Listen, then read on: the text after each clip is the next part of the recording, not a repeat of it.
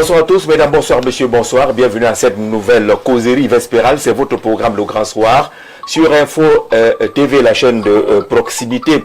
On a ouvert depuis lundi une série consacrée à cette modification de la Constitution qui est en marche au Cameroun. En attendant la promulgation par le chef de l'État, plusieurs angles de réflexion reviennent tous les soirs. Et ce soir, par exemple, on va échanger sur ce que d'aucuns considèrent comme le gré à gré qui est en train de se mettre en place.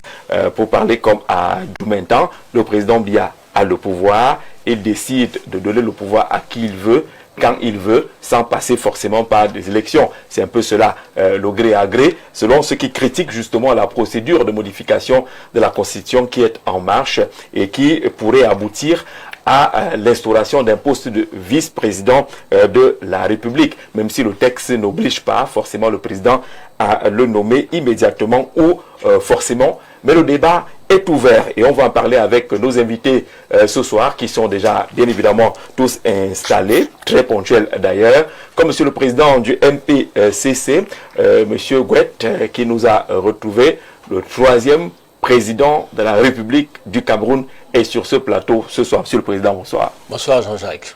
C'est vous qui dites que vous êtes le troisième président, hein? Vous savez, le président vient de donner autorisation qu'on puisse mettre en place le poste de vice-président. Oui. Et tel que vous le savez, le président de la République a eu le pouvoir sur les mains du président Amadou Ahidjo, voilà, qui a fait de lui le deuxième président. Et tel que vous le savez aussi, vous m'avez reçu sur ce plateau avant les élections. Vous m'avez reçu plusieurs années en arrière. Également, j'ai toujours tendu la main au président de la République en lui disant, en lui demandant de donner la chance au peuple camerounais de pouvoir avancer, de passer aussi le témoin à notre candidat, à un autre Camerounais. Aujourd'hui, le président a 93 ans. À 93 ans, il a été élu parce qu'il était celui-là qui a incarné la paix et la cohésion sociale. Donc, à ce titre-là, les Camerounais ont voté pour lui. Moi-même également, bien que ayant été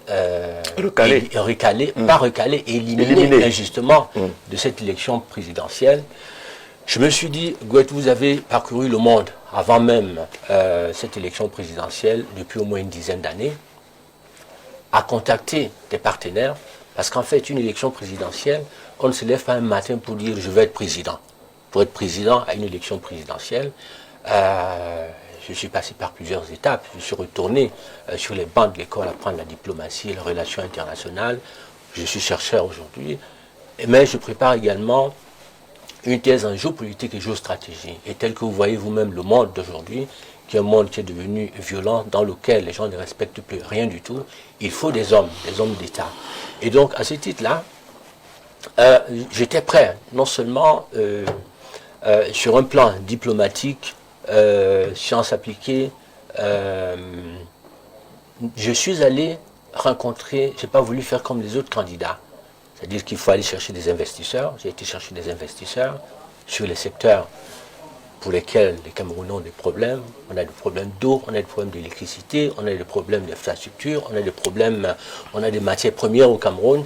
Et toutes ces matières premières, il faut les industrialiser, il faut transformer, ainsi de suite. Alors, donc, ayant été d'une manière injuste repoussé de cette élection présidentielle, parce qu'effectivement, les renseignements et tout ça, ils se sont dit, Gouette est le candidat le mieux préparé pour affronter bien cette élection présidentielle. On m'a recalé.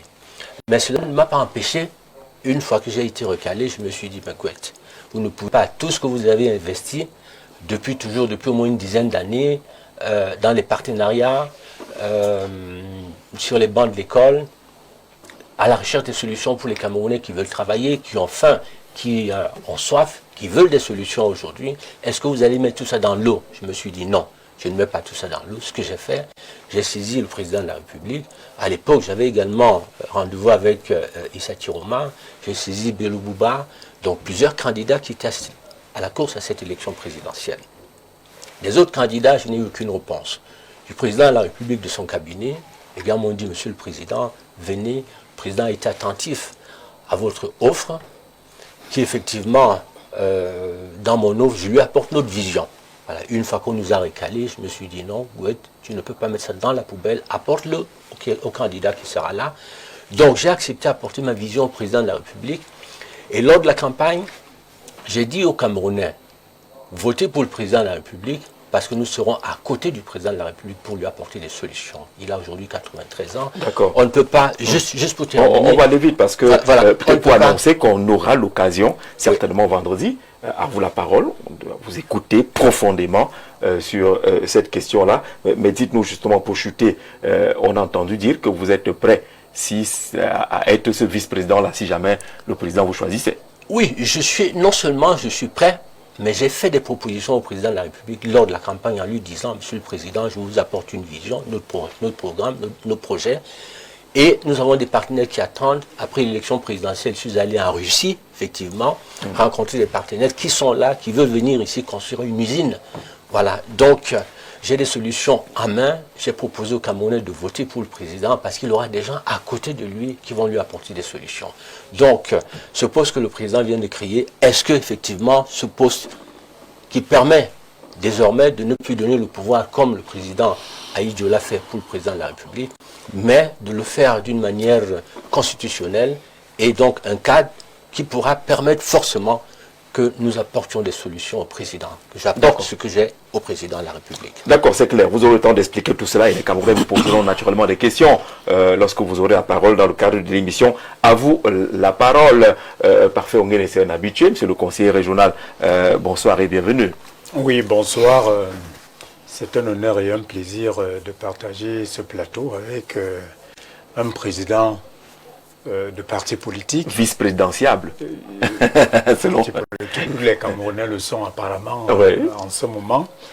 C'est un honneur et je suis habitué de ce plateau, de votre plateau, mais le thème qui est soumis à la sagacité de notre perspicacité est un thème qui devrait faire de nous des hommes nouveaux, parce que nous devons apporter des solutions, des réflexions nouvelles autour d'un sujet qui aujourd'hui tend à embarrasser les Camerounais et à s'aimer encore une certaine inquiétude au sein de l'opinion. Et pourtant, ça devrait être un sujet qui devrait rassembler, fédérer et qui devrait davantage galvaniser les Camerounais et qui devrait davantage les rassurer de ce que l'avenir est meilleur et déjà maîtrisé et de ce que le président de la République est en train de travailler et que nous devons davantage lui donner notre blanc-seing pour qu'il continue de guider avec sagesse et honneur et intégrité notre pays.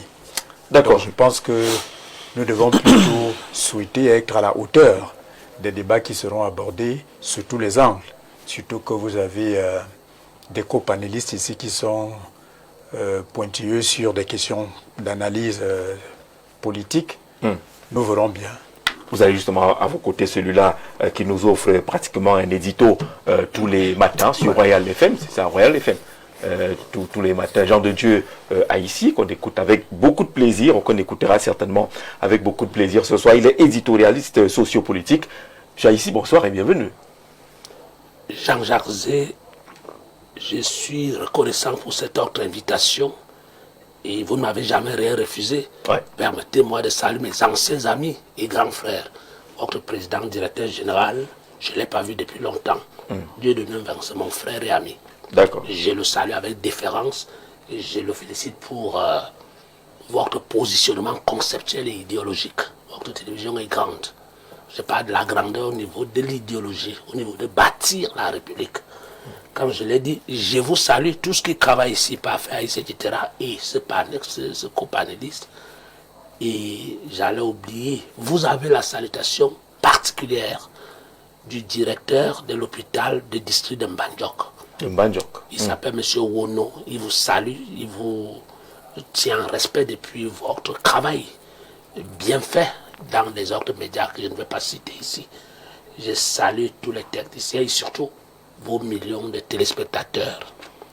Et je vous avoue que je suis honoré pour cette invitation.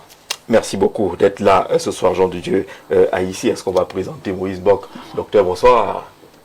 Bonsoir Jean-Jacques. À des moments, on a envie de saluer en anglais, de s'introduire en anglais, mais bon, Camerounais bilingues qui parlent anglais, parlent français.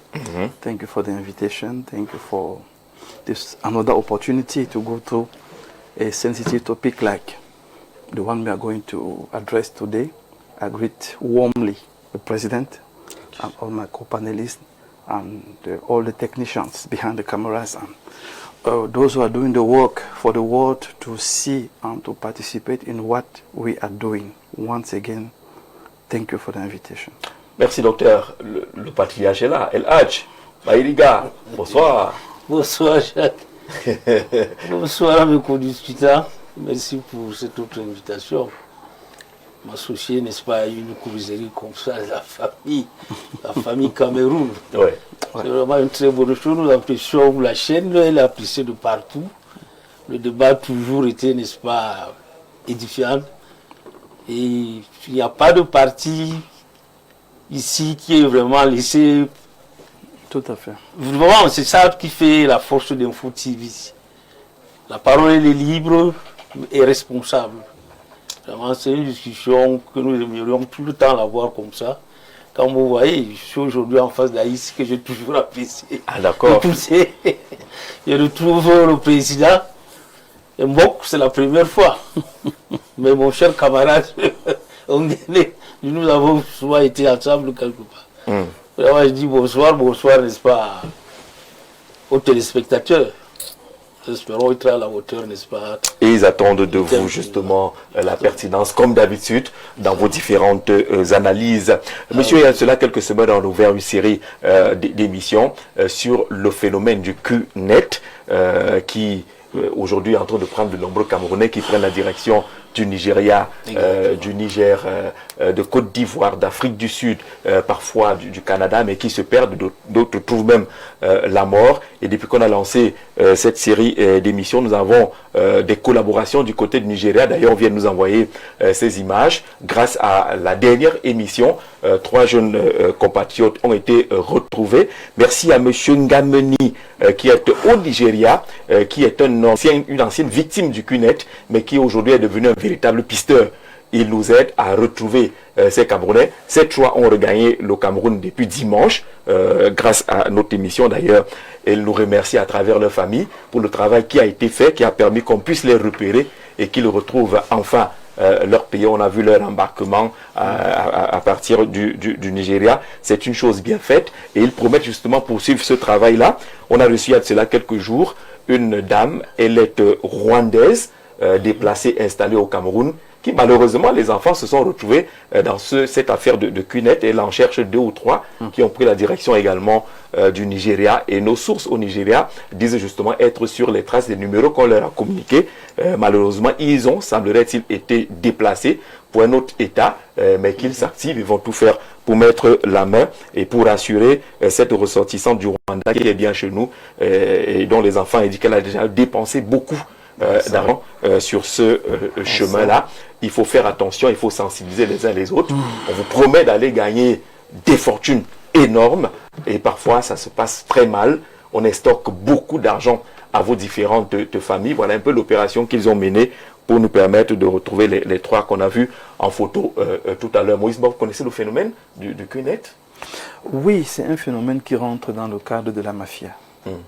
La mafia aujourd'hui est institutionnalisée par les bandits qui ont un narratif séducteur, totalement blanchi, dans l'optique de profiter des failles qui sont propres aux États africains, le problème de l'emploi, le problème de pauvreté, une jeunesse qui est fortement éduquée, instruite, mais qui n'a pas toujours l'avenir qu'elle souhaite avoir.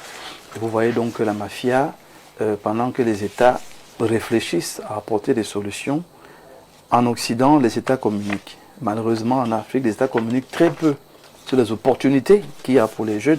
Il faut dire au Cameroun, il y en a. Mais quand il n'y a pas de communication, la mafia, elle va donc s'organiser à créer des structures qui sont très bien policiers comme ça, extrêmement bien présentées. Ils mettent de l'argent pour communiquer de manière claire sur les réseaux sociaux, sur certaines chaînes de télévision, dans les radios. Bref, c'est une mafia qui a pour objectif de happer les âmes les plus faibles, j'ai envie de dire comme ça, les personnes les plus assoiffées d'un gain rapide et finalement ça se termine par des personnes qui deviennent un peu comme des pièces automobiles, c'est-à-dire qu'ils sont vendus en pièces détachées, qui un rein, qui une partie du corps, tout simplement parce que les États aujourd'hui, pour ma part, devraient s'organiser face à cette mafia qui, elle, est organisée. Vous voyez que Info TV est obligé de prendre l'affaire à bras le corps. Pourtant, on a un ministère des Relations extérieures, on a des ambassades, on a un ensemble d'autorités qui devraient adresser la situation de manière ferme et responsable. Vous voulez aller dans un État étranger travailler, oui, passez d'abord par l'ambassade. Vous voulez aller avoir une opportunité ailleurs, il n'y a pas de problème, mais permettez que l'ambassade valide. Si votre ambassade là-bas n'a pas validé, n'y allez pas. Il faudrait que nos autorités montent dans ce genre de communication et adressent ce type de problème. Ne le laisse pas à l'imagination, à la pensée de qui veut aider et qui ne peut pas aider. Donc finalement, aujourd'hui, je sors en disant que c'est une mafia qui est organisée, structurée, hautement financée et qui, à la clé, dépèce des humains comme des choses. Et les États qui ont pour mission non seulement d'anticiper, de prévenir, mais aussi de protéger les citoyens, devaient prendre ce dossier comme... Mais au même niveau que le terrorisme, hein, au même niveau que Boko Haram et tous les autres. Il y a des milliers de Camerounais actuellement dans cette situation-là qui ont pris le même réseau du net, à travers des pistes diverses. On a des témoignages des sous-préfets et des forces de sécurité à la frontière qui nous disent qu'ils ne passent pas un jour sans qu'on ne voit les Camerounais être appâtés, qui disent qu'ils vont trouver bonheur de ce côté-là. Et il y a beaucoup d'enseignants dans cette affaire. Je voudrais interroger l'enseignant. On a commencé cette émission parce qu'il y a une enseignante qui a trouvé la mort. Elle est partie du Cameroun, c'était un professeur avec 2 enfants. Elle a déjà construit une maison à Zouétélé. Elle avait pratiquement une vie paisible. Elle a tout abandonné en laissant pratiquement sa carte bancaire à sa sœur qui de temps en temps allait toucher son salaire. Finalement, elle est morte. Sa sœur a fait le voyage jusqu'au Nigeria pour amener le corps. Les enseignants, nombreux, se retrouvent dans cette affaire. Ils ne gagnent pas bien leur vie au Cameroun? Vous venez de confirmer mon affirmation. Je vous ai dit que Info TV est un instrument bâtisseur de la République, bâtisseur du conceptuel idéologique. Je vous avais dit depuis 20 ans, lorsqu'on nous appelle les aboyeurs et les brailleurs, que les forces endogènes sont en concubinage incestueux avec des forces exogènes pour la criminalité transnationale organisée. Tout part des grands groupes, la Gangreta, la Cosa Nostra, que vous connaissez déjà. Vous êtes en train de parler exactement, et j'ai de la peine à citer son nom, mon unique professeur de philosophie. Oui. Si je cite son nom, mes collaborateurs vont verser les larmes parce qu'on a pitié de lui. On a la douleur, ce qui est son image et son nom avaient circulé sur les réseaux sociaux. Je ne peux pas citer son nom facilement parce qu'il est ici à la prison centrale de Kondengui en ce moment. Qu'est-ce qui se passe? L'homme a commencé par des grèves, organisation des grèves, la grève des enseignants, etc. Les acteurs de la criminalité transnationale organisée l'ont coopté. Ils lui ont fait la promesse de l'envoyer en Italie. Ce n'est plus l'Italie, il se retrouve à Lagos. À Lagos, il est dans une mafia compliquée. Et là, pour qu'il soit libéré, il faut qu'il fasse venir au moins 2 personnes. Il a fait venir sa sœur du village, professeur des lycées, comme vous venez de le dire. Je rappelle que ce monsieur était très bon professeur de philosophie, très utile pour toute la Haute-Sanaga. Et nous l'avons perdu. Jusqu'au moment où je vous parle, nous n'avons plus de professeur de philosophie dans l'établissement ou aux environs. Il se retrouve donc dans un pécrin. Il a fait venir une de ses sœurs du village. Oui, généralement ça marche, hein. Soit c'est la même famille, soit des camarades ou des amis. Qui a été égorgée. L'affaire a pris de l'ampleur du côté de Lagos. Et puis, je ne sais pas par quel mécanisme judiciaire, on l'a renvoyé au Cameroun. Il est ici à la prison centrale de Kondengui. Je lui demande pardon si j'en parle maintenant. Et puis, je n'ai pas de regret d'en parler parce que je l'avais reçu 4 fois dans mon bureau. Le suppliant de retrouver le droit chemin, qu'il s'égarait lorsqu'il organisait les grèves. Je lui faisais savoir que non, nous les anciens, nous devons organiser la grève. Mais là, nous sommes dans la cuisine du chef de l'État. La Haute-Sanaga, vous ne venez pas organiser la cuisine, la grève dans ma cuisine. Du chef de l'État. Je les ai suppliés. Malheureusement, les forces du mal l'ont coopté. C'est dans le même processus, Dr Mbor vient de le dire, c'est dans le même processus de fabrication des rebelles et des insurgés.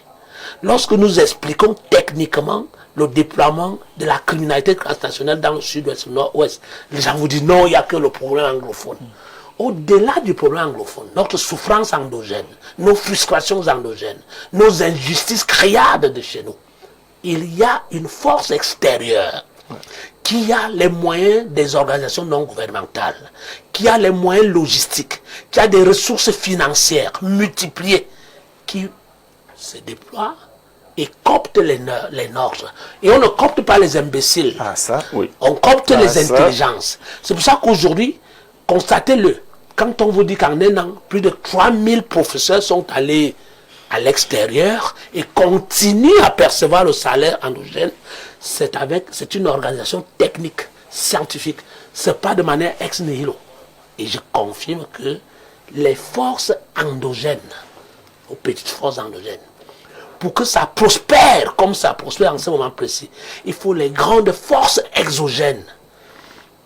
Et lorsque la machine est bien huilée, il y a le succès. Donc, ce que vous faites, vous parlez seulement d'un seul outil, QNet. Il y a plusieurs outils mis en déploiement, mis en jeu, et qui promettent le paradis de l'autre côté, qui promettent à nos enfants. Mais là maintenant, qu'est-ce qu'il reste à faire? Dr Mbok l'a dit, il faut que les forces gouvernementales sensibilisent. Il faut que les médias deviennent patriotiques. Absolument. Comme le vôtre. Tout à fait. Patriotiques, nationalistes, et défendre l'intérêt supérieur de l'État. Même si c'est de gré à gré. On en parle tout à l'heure. On en parle tout à l'heure. Merci beaucoup, Jean de Dieu. Et hier, on a ouvert justement un autre dossier concernant la publication de la liste de 16 familles qui sont convoquées ou attendues au ministère des Relations extérieures à la suite du décès déclaré de 16 Camerounais du côté de la Russie dans le cadre de la guerre russo-ukrainienne. Et nous avons beaucoup de messages venant justement de la Russie pour indiquer que oui, quand vous dites 16 au Cameroun, c'est rien du tout. Il y a des centaines de Camerounais qui sont morts au front, qui sont appâtés. On leur propose des millions de roubles. Eux-mêmes, ça fait des calculs pour trouver ce que ça donne en francs CFA. On a essayé d'écouter certains. D'ailleurs, on a rencontré un Camerounais qui, sur ce terrain de la Russie, a perdu 2 parentés. Son frère et son neveu, qui sont partis, eux-mêmes ne savaient pas dans la famille. Ils se sont retrouvés en Russie. On leur a proposé d'être engagés dans l'armée. Et finalement, ils sont morts de ce côté. Je vous propose de l'écouter et puis on en parle juste derrière.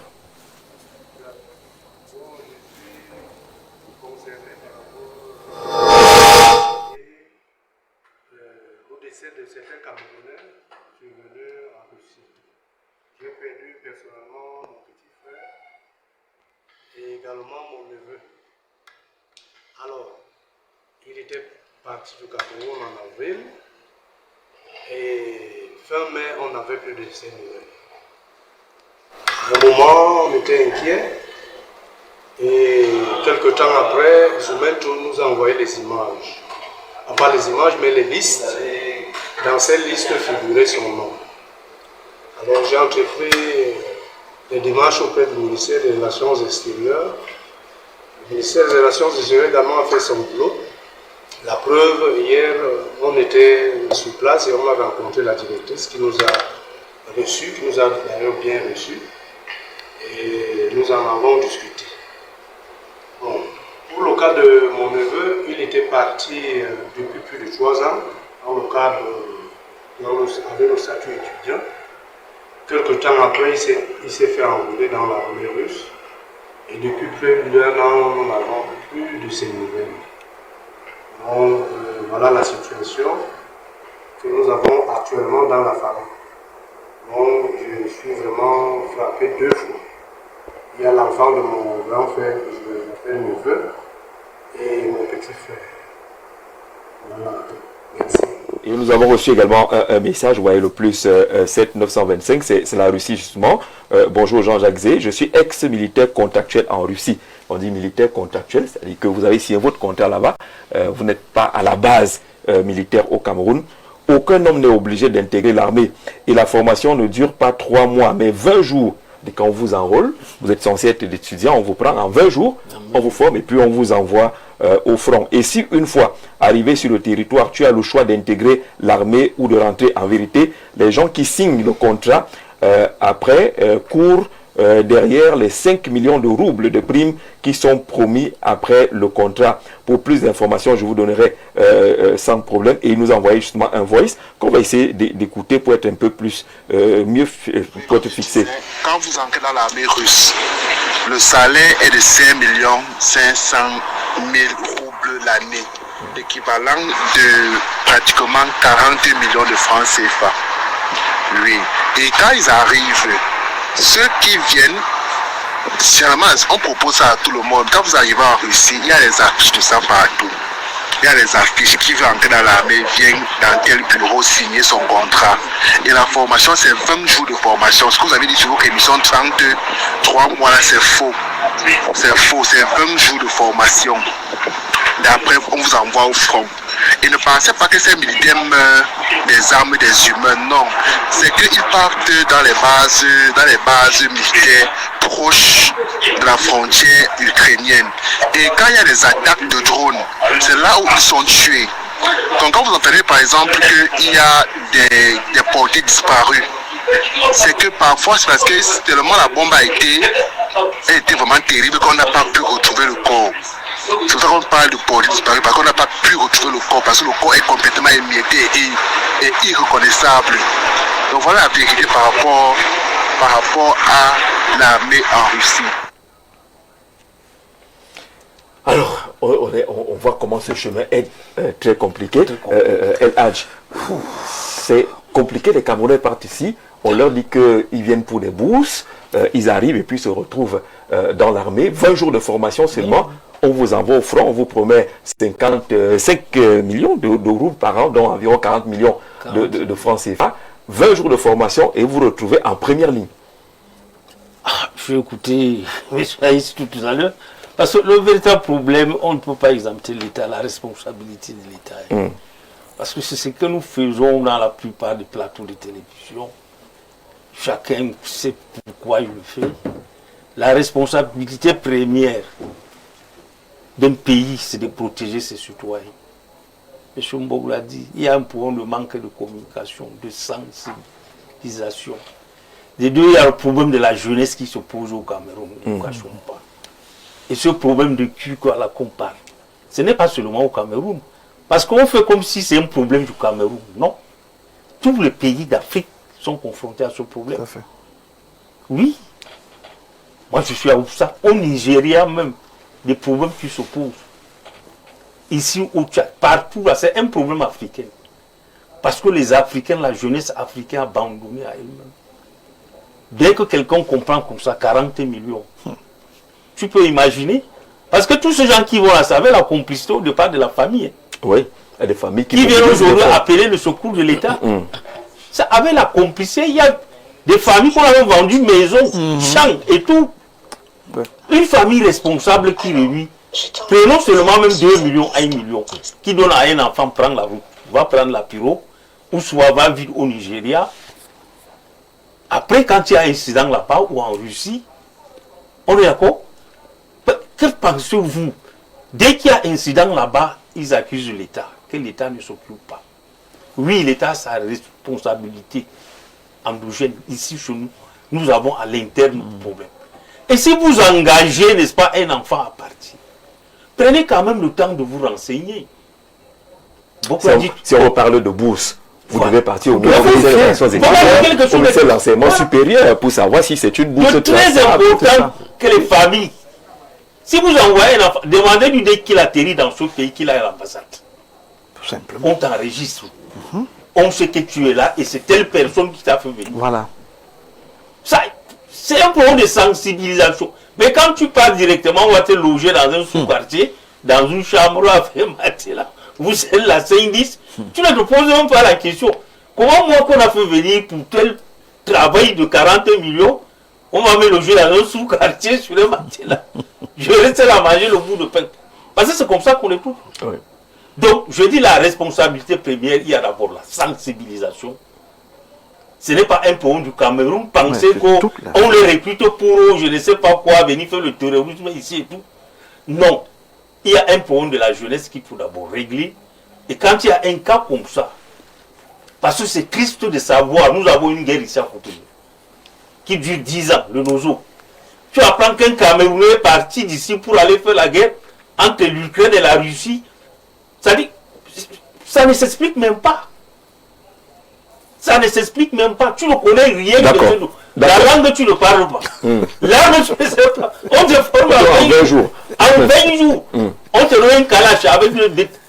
Non. Que les familles... on t'envoie en première ligne. Oui, que les familles se responsent, qu'ils sachent que la vie... Sauf que quand ces gens arrivent là-bas, ils envoient un peu d'argent à la famille. C'est connu. On ne demande pas comment il a fait pour avoir si rapidement de l'argent. C'est connu de tout le monde. Il s'est battu dans mon quartier. Mon fils est en Russie. Voilà. Mais dès qu'il y a un cas, il demande, n'est-ce pas, à l'État de faire aller. Mais parfois, sur ce terrain des responsabilités, le docteur a parlé de la sensibilisation qui manque. Et là, nous avons fait au moins 6 émissions sur le CUNET. On a eu l'impression qu'on prêchait au désert parce qu'on n'a pas eu une réaction des pouvoirs publics pour montrer qu'on a pris à bras le corps. Nous avons eu des témoignages en direct du Nigeria, des gens qui appellent même des cachettes pour dire que vraiment on ne peut pas dévoiler là où nous sommes. Mais même nous appeler ici à la télé pour nous demander quelques contacts, jusqu'à présent on n'a pas. Et le terrain des responsabilités mérite d'être interrogé quand même. On n'est jamais mieux que chez soi. Ouais. Le Cameroun n'est peut-être pas le paradis, mais le Cameroun, c'est notre pays. Il faut savoir rester chez soi et aller ailleurs uniquement pour aller compléter ce qu'on a l'impression de ne pas avoir chez soi. Mais que tu as également envie de rester chez soi. Dans les meilleures conditions, oui. Dans les meilleures conditions de cette capacitation personnelle, individuelle, qui peut être utile à la fois à vous-même, mais aussi à votre famille et à la société camerounaise tout entière. L'idée selon laquelle l'herbe est toujours plus verte chez le voisin est une idée aujourd'hui qui phagocyte en réalité le mental des jeunes et leur engagement citoyen et féminise à la longue leur détermination à pouvoir se structurer dans un environnement comme le nôtre, le Cameroun. Tout commence par des discours que l'on tient dans nos familles, dans nos maisons, pour jeter une bonne dose de poison qui pénètre dans la psychologie des jeunes et qui finalement leur fait croire en réalité que c'est mieux ailleurs. J'avais réussi cet exploit-là de partir avec un jeune du Cameroun jusqu'en Inde, où je suis allé, je l'ai amené effectivement pour qu'il essaye de voir et de comprendre que les paradigmes qu'on vous présente, et dans les réseaux sociaux, et dans les autres milieux de concentration intellectuelle et psychologique, ne sont pas toujours réels et n'apportent pas toujours des solutions escomptées à nos difficultés. On est arrivé là-bas, effectivement, nous avons trouvé une jeunesse africaine qui était partie même d'Afrique pour aller en Inde, soi-disant aller se capaciter en technologie. C'est là-bas qu'il y a les meilleures écoles de technologie pour devenir de grands ingénieurs qui vont fabriquer des drones, de ceci. Mais finalement, quand cela n'était pas devenu des intermédiaires pour aider aux petits métiers des Africains qui partent là-bas, ils étaient pratiquement dans des cercles de drogue et ainsi de suite. Et alors, parfois, c'était des enfants de très hautes personnalités des pays africains, c'est-à-dire que des parents qui avaient été membres du gouvernement et autres. D'accord. Alors, je suis revenu avec cet enfant au Cameroun et je lui ai posé la question de savoir, as-tu donc l'impression que l'herbe est plus verte chez le voisin? Et il me dit non. Je pense que je vais mieux m'organiser à partir d'ici, même comme ce n'est pas évident. Ne disons pas que c'est évident. Alors, le phénomène, ici, si vous voulez établir la matrice de responsabilité, je voudrais dire que les Camerounais sont tellement intelligents que je me refuse à l'idée de penser que la principale motivation qui les engage à ce type d'action périlleuse, c'est qu'ils n'étaient pas suffisamment informés, soit des opportunités dans leur pays, ou alors ils ont été trompés de ce qu'ils allaient faire ailleurs, ils ont été dupés. Je pense mais concernant les opportunités dans notre pays, ce n'est pas les informations les plus accessibles. Hein. Je ne sais pas de quelle accessibilité voulez-vous. Alors si vous interrogez le ministère de l'Agriculture maintenant, qui sait combien de projets et de programmes sont logés au Minader avec des financements nationaux et internationaux? Quel jeune est au courant? Quelle initiative de communication a été prise par ces ministères dans lesquels sont logées ces possibilités-là et les jeunes sont informés? Vous qui êtes journaliste, brillant journaliste, vous savez très bien que tous ces ministères sont dotés de cellules de communication. Ben, on sait comment ça marche les cellules de communication. On sait comment ça marche les cellules de communication. Si c'est ça, le seul compte qui a de communiquer pour aller dans nos postes nationales. Dans ce sens-là. Et aussi, je voudrais rappeler que ce sont des services publics qui sont ouverts à tout le monde. Je constate même que le ministre de l'Agriculture ne reste même plus dans son bureau. Je crois qu'il fait le tour du Cameroun, dans des forêts, ainsi de suite, pour sensibiliser. Là n'est pas la grande question. La grande question est de savoir ici si la jeunesse a encore confiance dans son pays, dans les institutions. Et vous répondez comment? Dans les politiques. A-t-elle encore confiance? Je pense qu'il y a des risques de manipulation de l'information à un certain niveau qui vient justement handicaper la possibilité du jeune à croire dans son pays, Alors il faut dire, Jean-Jacques, parlant des responsabilités, puisque vous m'avez interpellé sur les responsabilités, je dirais que les responsabilités peuvent, dans une certaine mesure, être partagées, parce que tous les Camerounais qui quittent le Cameroun savent très bien comment ils veulent quitter le Cameroun pour arriver là où ils veulent arriver. Ils savent très bien ce qui se passe là où ils arrivent là-bas quand ça se passe. Pas forcément. Non, vraiment, au XXIe siècle aujourd'hui, avec les réseaux sociaux et tout ce que nous suivons, aucun Camerounais n'ignore que ce que je suis en train d'aller faire n'est pas sur une voie normale. Mais je veux tricher pour espérer m'en sortir plus tard. Ah, c'est des tricheurs. Voilà. Je veux tricher pour espérer m'en sortir plus tard. C'est pas grave, là. Oui, non, mais la plupart y vont avec cette mentalité. La diaspora nous regarde, on ne peut pas laisser dire ça. Non, beaucoup y vont dans des voies tortueuses, sachant très bien que ce sont des voies tortueuses. J'ai envie de dire, monsieur le maire, écoutez, nous n'avons pas dit indexer la diaspora dans sa globalité. Il s'agit de... Vraiment, il faut faire très attention. Et c'est cette forme de manipulation qui n'est pas bien. Je vous dis, aujourd'hui, nous comptons des morts. Il est question de sensibiliser la jeunesse sur les risques et les véritables risques. Et de ne pas présenter le Cameroun comme étant l'enfer. Jusque là, nous avons une responsabilité citoyenne qui est telle que la diaspora à laquelle vous faites allusion, il y a une diaspora qui s'en sort effectivement à l'extérieur. Oui, il y en a. Il y a une diaspora qui s'en sort. Mais je veux vous dire, 80% de la diaspora ne s'en sort pas. C'est difficile. Mais non, il faut dire la vérité. 80% sont livrés à des petits métiers.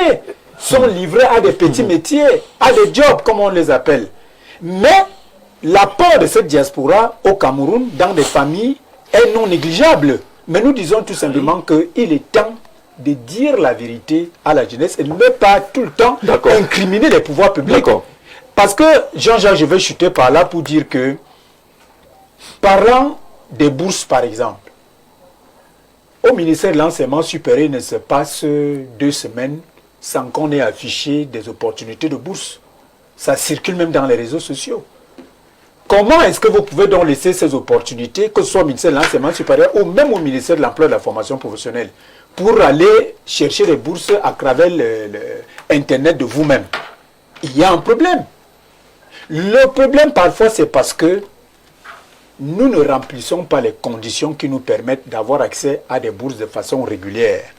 On est donc obligé, se retrouvant dans une situation soi-disant entre guillemets de désespoir, de cricher. Je pèse bien mon mot. D'accord, on vous a compris. On est obligé de convoquer d'autres solutions pour pouvoir accéder à ces solutions-là. Question-là, merci. On a reçu des témoignages. Un de ces jeunes Camerounais qui est sur la liste des décédés, parce que c'est les familles qui ont alerté, et c'est à travers ces familles-là que la liste de 16 est connue aujourd'hui. Lui travaillait ici au Cameroun, il a pu payer son billet d'avion, ainsi de suite. Nous rappelons également qu'on a bien reçu les photos qui sont venues de Côte d'Ivoire et qui nous proposaient les images des Camerounais recruteurs pour le CUNET. On s'est refusé de les publier ce soir en attendant de consulter notre conseil juridique pour savoir si on n'a pas de problème, si on publie les photos de ceux-là qui sont identifiés comme des recruteurs de leurs frères camerounais et qui les envoient en pâture pratiquement du côté du Nigeria. Et pour ce qui est de la Russie, il y a des déserteurs de l'armée qui s'y retrouvent. Ça aussi, c'est une réalité. Et pour éviter toute confusion, puisqu'on a vu le ministère de la Défense en Russie il n'y a pas longtemps, est-ce qu'il y aurait eu des accords ou pas, accords militaires, est-ce qu'il y a un contingent camerounais en Russie? L'information est claire, il n'y a pas un contingent officiel du Cameroun qui est allé en Russie. C'est des déserteurs qui ont appris également qu'on peut gagner 40 millions l'année de ce côté avec un appartement, parce que la liste des avantages est proposée à tous ceux qui vont. On va te donner la nationalité d'abord, et puis tu auras un appartement, tu auras ci ou ça, c'est connu, la liste. Donc quand ils vont, ils imaginent ce qu'ils vont gagner. On a essayé de chercher la bonne information auprès des responsables de la défense. On n'a peut-être pas eu, mais on a pu obtenir quelques éléments de l'ancien chef de division de la communication du ministère de la Défense, le colonel à la retraite Didier Badiek, qui nous précise un peu de quoi il s'agit quand on dit qu'il y a des déserteurs de l'armée camerounaise qui se retrouvent en Russie. Je vous propose de l'écouter. Je voulais dire qu'il n'y a pas dans la coopération de défense avec la Russie un article ou bien un aménagement qui précise que un contingent militaire de front peut s'engager auprès de la Russie. C'est deux armées qui sont totalement dissymétriques en termes de capacité. Donc les accords de coopération vont plutôt vers les informations à partager dans un cadre précis, la coopération au niveau de la formation et au niveau du matériel. C'est ainsi que c'est basé. C'est une coopération de défense qui est très saine. Donc maintenant, il y a cette grande évasion de Camerounais qui partent là-bas.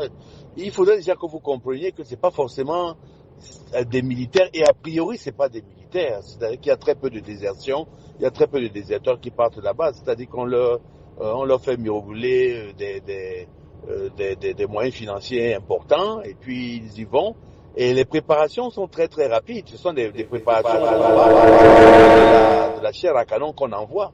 Aujourd'hui, la Russie a pratiquement perdu la guerre sur ses points de contact au niveau des oblasts qu'ils avaient conquis, et il y a un renversement de situation significatif.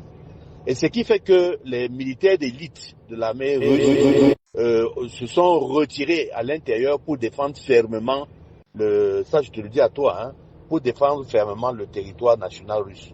Mais tout ce qui constitue les têtes de pont pour pouvoir les tenir, et surtout en hiver là où ça a été très difficile, eh bien ils envoient soit des prisonniers, soit des étrangers qui sont attirés par l'appât du gain. Et puis c'est eux, c'est de la chair à canon. Donc ils sont formés en combien de temps? Ils sont formés en 3 semaines. Comment on exécute un ordre, comment on tire avec une arme automatique. Et en fait, ce sont des soldats de présence. Parce que l'infanterie, par définition, est une armée d'occupation.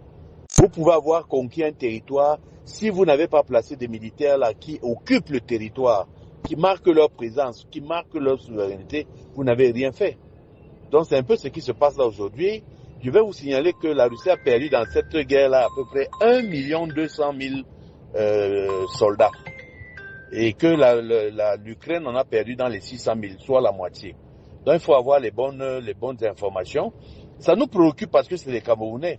Mais dans l'armée camerounaise, il n'y a pas cette velléité, il n'y a aucune collaboration. Les seuls contingents que le Cameroun met à profit au niveau de la défense, c'est les forces de maintien de la paix. Voilà, c'est donc tout ce qu'on peut dire là-dessus. Ça nous préoccupe parce que c'est l'identité, c'est des militaires, c'est des Camerounais qui même, mais c'est pas des militaires camerounais. Voilà donc qui est là, Monsieur le Président, vous avez suivi pratiquement tout le monde et ces témoignages sur le terrain des Camerounais en Russie, des Camerounais en France, qui nous envoient également des messages, mais sur le terrain de la responsabilité, depuis que cette information est connue, on a eu que ce communiqué du ministère des Relations extérieures appelant les familles à se reprocher des services d'une direction compétente au Minirex pour avoir des informations sur la liste qui a été publiée et que vous pouvez avoir à l'écran. Est-ce que face à la gravité d'une situation comme celle-là, ce n'est pas peu? Est-ce qu'on ne devait pas s'attendre à une bonne communication, une conférence de presse pour situer quand même les Camerounais sur cette affaire? Au-delà de la conférence de presse, Jean-Jacques, les Camerounais font face, les Africains, parce que c'est un problème, africain qui relève. Ça va même au-delà. Hein. On nous a signalé qu'il y a des Américains du Sud qui sont également enrôlés dans cette affaire-là. C'est vrai, effectivement. Voilà. Oui. Donc on a un problème qui est assez complexe en Afrique. Et nous voyons tous les jours que les jeunes, au-delà de ceux-là qui sont allés se faire enrôler dans l'armée russe, nous avons des jeunes qui meurent tous les jours en Méditerranée. Et tous ces jeunes-là vont croire qu'il y a le droit ailleurs. Et donc je crois qu'il faut, c'est un problème qu'il faut régler à la base d'abord. Voilà, il faut trouver des solutions.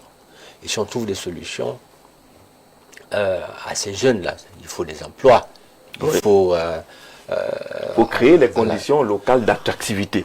Voilà. Qu'est-ce qui nous retient? Qu'est-ce qui nous retient? C'est ça. Au-delà de ces jeunes-là, on a des cas de médecins, par exemple. Tous les médecins vont en Europe. Parce que là-bas, ils ont des salaires. Ici, quels salaires ont-ils ici? Voilà. Donc c'est un problème qui a un rapport avec les conditions sociales de vie au Cameroun. Donc tous ces jeunes-là, il faut leur trouver du travail. Beaucoup sortent des écoles, ils se retrouvent sur des mototaxis. Beaucoup sortent des écoles, ils se retrouvent... il faut des emplois. À la débrouilladise. Voilà, à la débrouilladise. Voilà. Donc il faut ici... je crois, un pouvoir d'achat qui peut permettre aux Camerounais de rester sur place. Il faut leur donner un médecin, par exemple, il gagne combien un médecin au Cameroun? Un médecin gagne peut-être 200 000 ou 250 000 francs. Et ce médecin-là, lorsqu'il a une opportunité de pouvoir avoir en France 5 000 euros tous les mois, qu'il ait un visa ou pas, il va forcément trouver un réseau. Maintenant, s'il a la chance, à travers ce réseau qu'il va trouver, en passant par le Nigeria, et il va se retrouver forcément en Méditerranée, 3, 4, 5 sur 10 vont rester, mais d'autres vont passer. Et parmi lesquels il y aura ce médecin qui forcément va trouver le bonheur là-bas. Donc je pense qu'il y a un problème qu'il faut régler en Afrique d'abord. Comment faire en sorte que ces jeunes restent chez eux au Cameroun. Donc, il y a un problème de pouvoir d'achat, il y a un problème d'emploi. D'accord. Mais comment tuer ce mythe de l'herbe fraîche qui n'est qu'ailleurs, monsieur le proviseur? Comment tuer cela? Ben, écoutez, je note que nous avons pris le risque de distribuer les responsabilités. Il faut commencer par la responsabilité collective. D'accord. Qui est au niveau de l'imagerie, au niveau de la conception, au niveau de la psychologie. Nous tous, et là c'est l'élite, l'élite n'enseigne pas. L'élite lave les vestes à Paris, l'élite prend les congés à Paris, à Washington, etc. Donc ça laisse laisse que le paradis est hors de chez nous, de Kribi, hors de Yaoundé, hors de Douala. Que l'élite enseigne ce qui a été laissé par le programme de déportation. J'aime dire des choses qui fâchent. Et qui sont réelles. Oui, qui sont réelles. Vous devez savoir que la maladie qui nous concerne sur le plan collectif, c'est la maladie de la déportation, dont le seul instrument juridique est la Dum Diversa, c'est-à-dire un pape, le 209e pape de l'Église catholique, avait estimé qu'il faut déporter les Africains parce qu'ils sont laids et costauds pour aller transformer, pour aller faire l'agriculture, pour aller transformer la face américaine. Tous les métiers difficiles. Il s'appelait Tommaso Parentuselli. Le nom d'église c'est Nicolas V. Et donc le nègre vit collectivement avec le complexe d'infériorité. Il est convaincu que le blanc est supérieur à lui. Même dans mon village, vous entendrez, je mange comme un blanc. Je parle comme un blanc. Je whiteise. Donc nous sommes malades collectivement. Nous sommes convaincus que le Cameroun, c'est l'enfer. Ça, c'est sur le plan psychologique. C'est l'enfer. Vous allez entendre que le médecin 250 000, c'est trop peu. Il faut donc prendre les risques, tous les risques, pour aller mériter 1 million au paradis. Et il faut bien qu'on éduque les nouvelles générations. Toute la génération de cette élite, nous qui sommes allés à l'école, nous sommes un danger pour cette populace. On leur dit que porter la bonne veste, laver cette veste à Paris, aller étudier en Europe, etc. C'est ce qui est resté. C'est pour ça que j'enseigne qu'il faut les nouveaux rudiments de nos théories pour mettre en place l'école africaine. C'est pour ça que je vous dis, soyons patriotiques, nationalistes, souverainistes. Réveillons-nous. C'est lorsque les gens sont allés pour la France libre, quand ils sont rentrés, ceux qui sont rentrés, beaucoup sont morts. Ceux qui sont rentrés se sont rendus compte, non. Le blanc est vulnérable, qu'il n'y a pas de paradis là-bas. Donc je suis froid. Nos frères et sœurs qui vont mourir en Russie là, ceux qui vont rentrer auront un autre message. Ils auront un message d'il qui fait très froid en Russie, dont la nature agresse l'humain. Ils auront un message tel que on nous a esclavagisés. Et quand ils auront ce message, ils seront amers. Ils pousseront les pouvoirs publics de réinterroger la pertinence des agences, les nouveaux comptoirs d'esclavage qui sont ici. Il y a des gens qui sont là. Nombre, hein, ils travaillent de l'argent. Il y a des bureaux Mais c'est vu. Comme on est. C'est pour ça que j'ai pas de publicité qui passe dans les télévisions, Jacques, je vous l'avais dit à Douala. Le petit pays, c'est quoi? Le petit pays, c'est la qualité de l'élite. On ne peut pas être dans un pays normal comme celui-ci. Un pays qui va être le poteau central des États-Unis d'Afrique. Et on laisse des gens installés. Ils travaillent de l'argent au quotidien pour expédier les esclaves au Canada tous les jours. On ne les interroge pas. Je ne suis même pas sûr qui paye les impôts. Les comptoirs d'immigration qui sont là. C'est exactement les comptoirs d'esclavagisme instaurés par la Dumdiwersa en 1492. C'est ça qu'on a aujourd'hui. Donc l'esclavage des temps modernes. C'est deux dimensions. L'esclavage physique, les voilà qui vont mourir, et l'esclavage spirituel. On nous tient, nous sommes malmenés, nous sommes les petites élites. Et l'élite, c'est là où je suis d'accord avec vous, que les pouvoirs publics devraient diffuser les messages de civilisation africaine. Nous devons nous réveiller pour dire aux jeunes, mais attendez, Jean-Jacques, mais vous avez l'information, en un an, plus de 3250 professeurs de lycée, il n'y a pas A3 sur terre. Les professeurs de lycée sortent en A2. Peut-être ils n'ont pas beaucoup d'argent, comme on dit. Mais vous imaginez que vous êtes professeur, vous êtes en A2, catégorie A2 dans votre pays. Mais vous irez laver les assiettes et les cadavres au Canada. Bon, peut-être certains ont, vous avez dit la diaspora, certains ont les bons emplois là-bas, je n'en sais rien. Mais il y a quelque chose qui ne va pas, docteur. 3000 formés au Cameroun traversent tous les jours. Les pouvoirs publics, on laisse. Il y a les comptoirs, il y a les gens qui facilitent le voyage de... Et il y a une autre gramme, c'est par là que je sors, Jean-Jacques. Les gens qui partent pour travailler au Canada, pour devenir les militaires en Russie, vous savez ce qui se passe?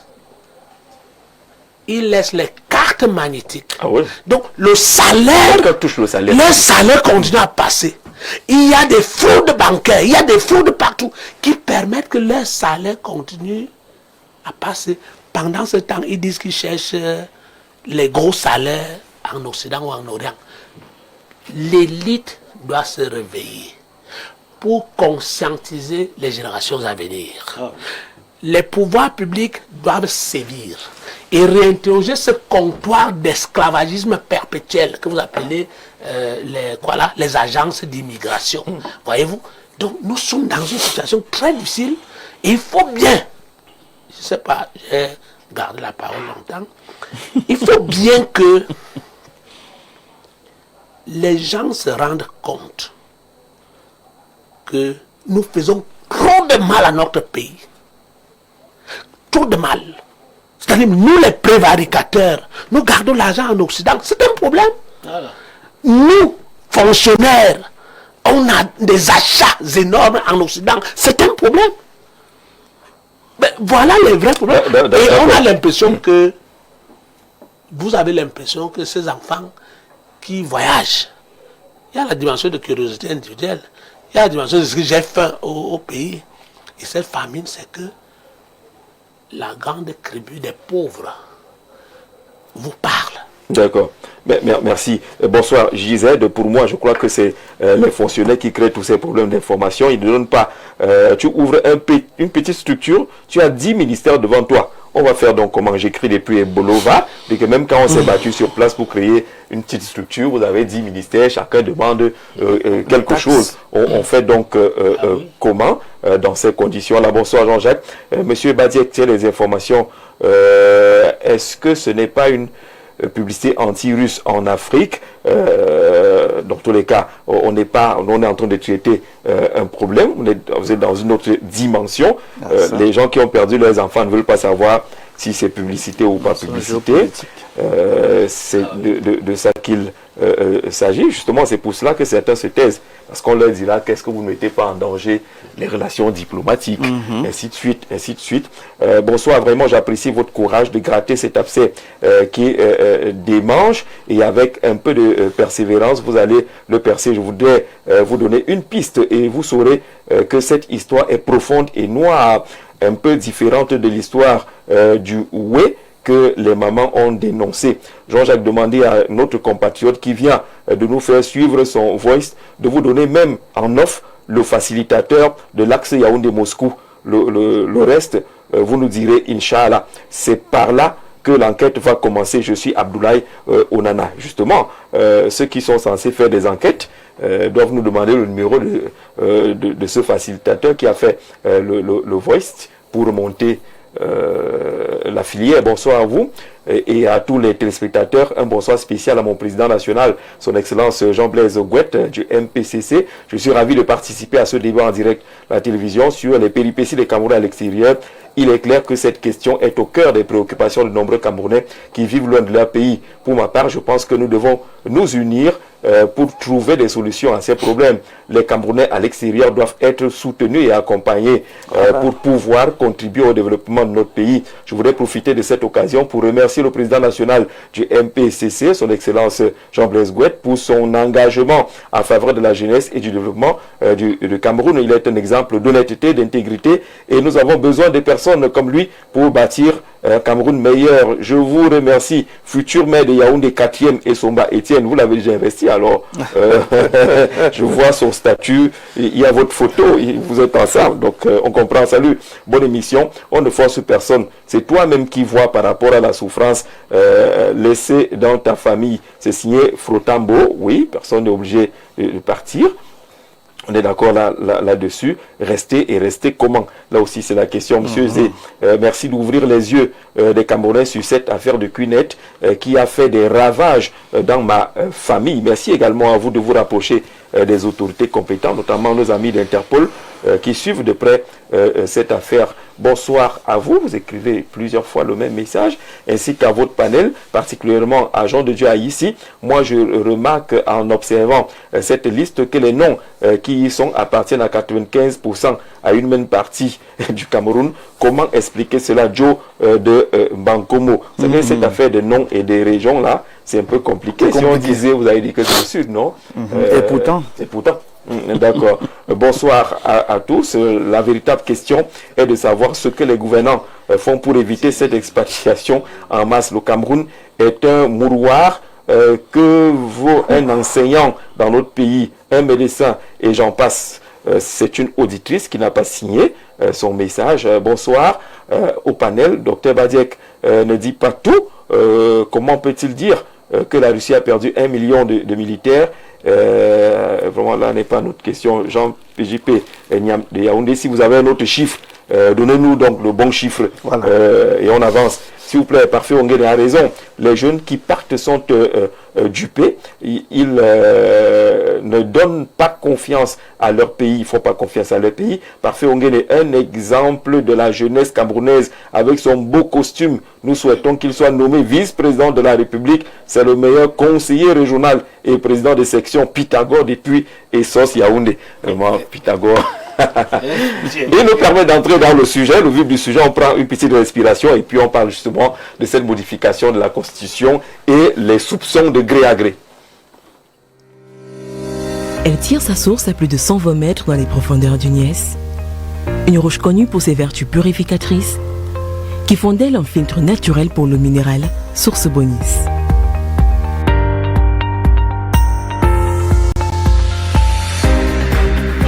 Cette eau naturelle sans additifs est obtenue au terme d'un processus rigoureux de filtrage et d'analyse, ce qui vous permet d'étancher votre soif en toute sécurité. Buvez l'eau minérale Bonis, buvez la vie.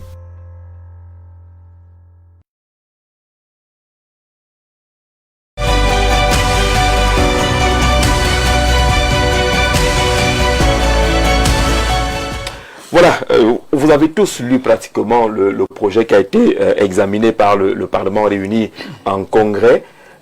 Lorsqu'on a ce texte sous les yeux et qu'on analyse le contexte aujourd'hui, est-ce qu'il est possible, El Hadj Maïriga, de ne pas penser qu'on est là sur le chemin d'un gré à gré, que ce serait un gré à gré qui est en train de se dessiner?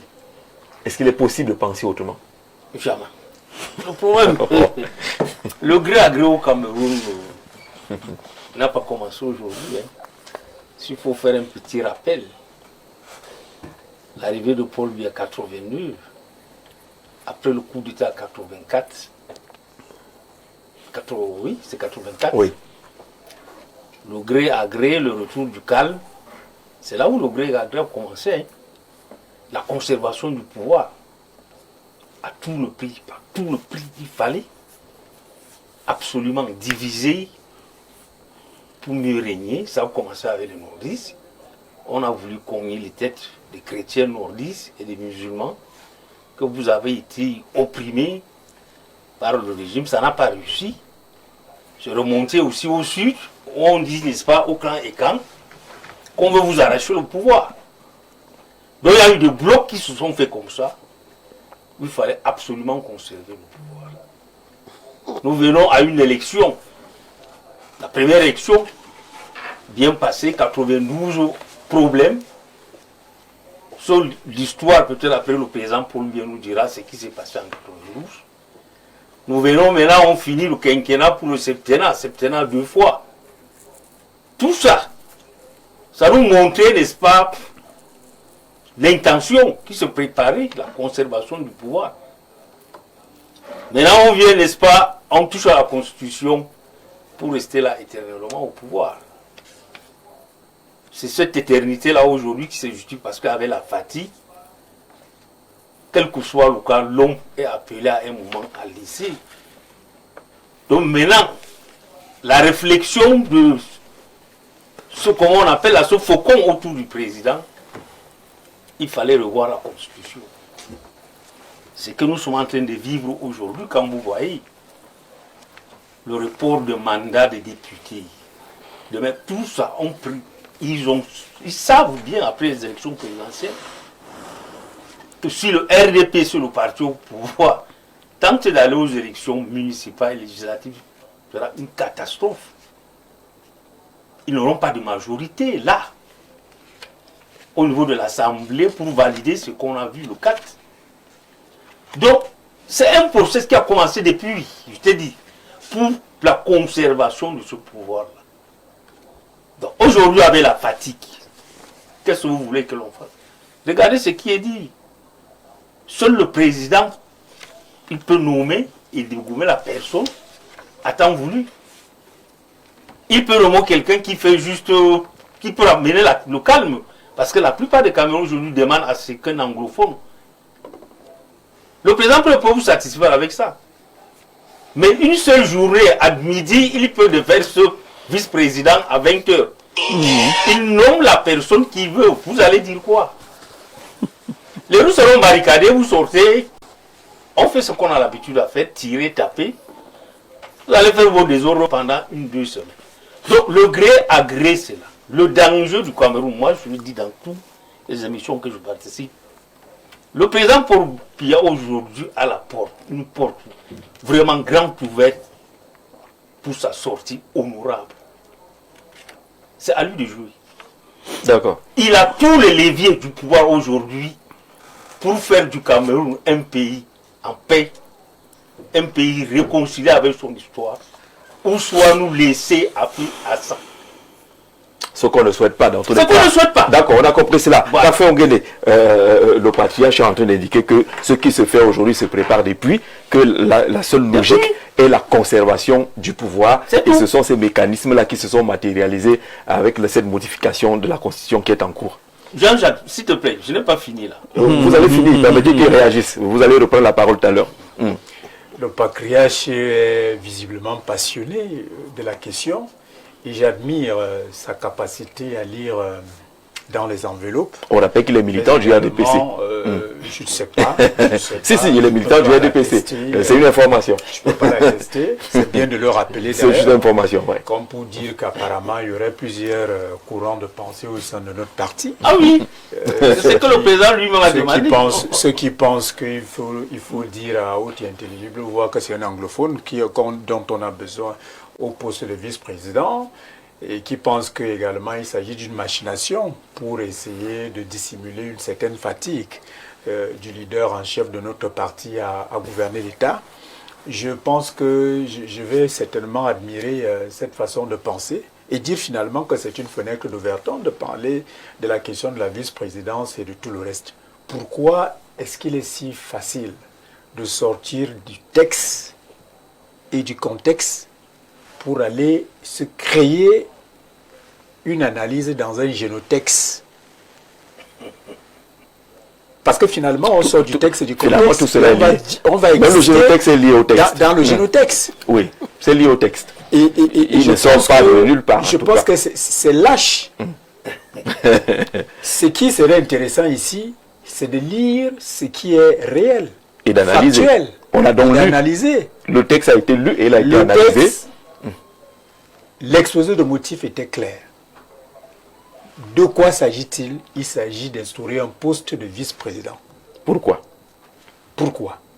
Pour donner à l'exécutif la possibilité d'avoir un tandem fort, puissant, capable de donner une efficacité dans l'action de la présidence de la République. Ce président seul ne peut pas le faire. Il a besoin mais également en tandem. D'autres raisons sous-jacentes ont été évoquées. C'est-à-dire que il fallait également, dans une pertinence liée à la nécessité d'assurer et de garantir la continuité de l'État, il fallait effectivement traiter la question de la vacance du pouvoir. D'où les soupçons de gré à gré. Alors, lorsque on parle de la vacance, lorsqu'on parle de la vacance du pouvoir, on a juste déplacé, ou tout au moins partagé la question de la gestion de la vacance du pouvoir entre le Parlement et l'exécutif. Mais d'abord, prioritairement cette fois-ci, au sein de l'exécutif, parce que c'est l'exécutif qui a reçu le suffrage universel direct. Alors, dans le suffrage universel direct, l'ancienne constitution, la constitution actuelle de 1996 est claire. C'est le président qui nomme aux fonctions civiles et militaires. Mais peut-être qu'il faudrait qu'on pose la question simplement. Oui. Si le président, dans ces conditions-là, n'est plus en mesure de diriger le pays, celui qui prend les rênes, c'est le vice-président, et qui doit achever le mandat. C'est-à-dire qu'il devient président. Il devient président par intérim. Donc il va nommer donc quelqu'un qu'il aura choisi pour continuer, en tout cas en prêtant serment dans la même forme que le président. Par intérim. Alors, ce président par intérim va évoluer dans un environnement de pouvoir restrictif. Il ne peut pas former un gouvernement, il ne peut pas modifier la Constitution. Il évolue pour diriger ce qu'on appelle évacuer les affaires courantes. Jusqu'à la fin. Et la question de René Zenguele, en quoi donc il va être utile s'il n'a pas un rôle particulier différent? Il est utile parce qu'il vient clarifier et rassurer la question de la vacance du pouvoir, qui est une question de stabilité politique, qui est une question de sérénité politique, de continuité de l'État. Dans l'ancienne configuration, il y avait des risques d'instabilité. Pas les risques d'instabilité, je pense qu'il y avait des insuffisances et qui finalement ont été observées, de ce qu'en 90 jours, étions-nous vraiment en mesure d'organiser une élection. Ça relevait encore des questions d'ordre matériel et peut-être logistique. Et il vaut mieux ne pas organiser. Il vaut mieux ne pas envisager cela. Et aujourd'hui, les conditions n'étant pas des tentes dressées pour le sommeil, il y a eu une évolution qui devait adapter justement cette constitution d'un point de vue du paradigme institutionnel et structurel, de telle sorte que tout se fasse pour que la continuité de l'État ne soit pas porté ne soit pas porté en difficulté. Alors, lorsque vous l'avez entendu, vous avez très bien compris que la question du gré à gré à laquelle vous faites allusion est d'abord un jargon commercial. Il est un jargon qui relève des marchés publics. C'est-à-dire que là, nous sommes dans la spéculation. Oui. Nous sommes dans le capitalisme, si je peux dire. Dans le gré à gré politique qui s'inspire des actions commerciales. Alors, à partir de ce moment, oui. Nous sortons, ce jargon-là n'est pas compatible au droit positif camerounais qui encadre la question de l'alternance. Avant qu'on ces 30 secondes, on chutait. Voilà. Voilà. Là, tout à l'heure, il a dit des choses. Il a dit des choses, franchement, qui ne tiennent pas. Vous avez cité tout à l'heure le patriarche Zengeli. Oui. Pourquoi maintenant? Pourquoi se précipiter aussi? Vous savez, quand vous avez le levier du pouvoir comme le président Paul-Biya qui a tout en main, j'entends les gens dire, c'est-à-dire la ruse, la roublardise n'est pas une sagesse. Ce n'est pas une sagesse. Nous sommes entourloupés par un homme, le président Paul-Biya. Votre président national? Oui. Il faut le dire. Il faut démissionner Maïriga. Parce que le propos. Je vous dis, n'est-ce pas, il y a des choses. Démissionner. Il y a des choses qui se font dans ce pays, sur les plateaux de télévision. Vous comprenez bien? Les intellectuels des plateaux de télévision vont plus déformer des choses. Nous avons vu le président Paul-Biya arriver au pouvoir. Je commençais à vous citer là. Le débat des fonds, on ne le fait pas dans ce pays. On reste aux périphéries parce qu'il y a un problème. Aujourd'hui, la vice-présidence. Mais les gens ne voient pas le danger. Nous avons vu dans d'autres pays où on vous dit c'est le président du Sénat au Togo. On vous dit qu'il est bloqué dans l'avion. Il ne peut pas arriver au pays. Quand vous avez le pouvoir, faites très attention. D'accord. Alors, par rapport à ce qu'il a dit tout à l'heure, je voudrais que... Aujourd'hui, quand vous avez l'intérêt du palais... Maïriga, n'allons pas là-bas, on ne connaît pas l'intérêt du palais. Non, allons-y. Vous dites les choses que nous voyons. D'accord. Même hors du palais, vous voyez quelqu'un qui n'est même pas, je ne sais pas, un agent de l'État. Mais il est là avec des saluts militaires, les militaires sont alliés, les ministres sont alliés. Vous croyez que les Camerounais sont des imbéciles? D'accord. Sur cette question-là, on a entendu ce que Parfait Onguena a dit tout à l'heure.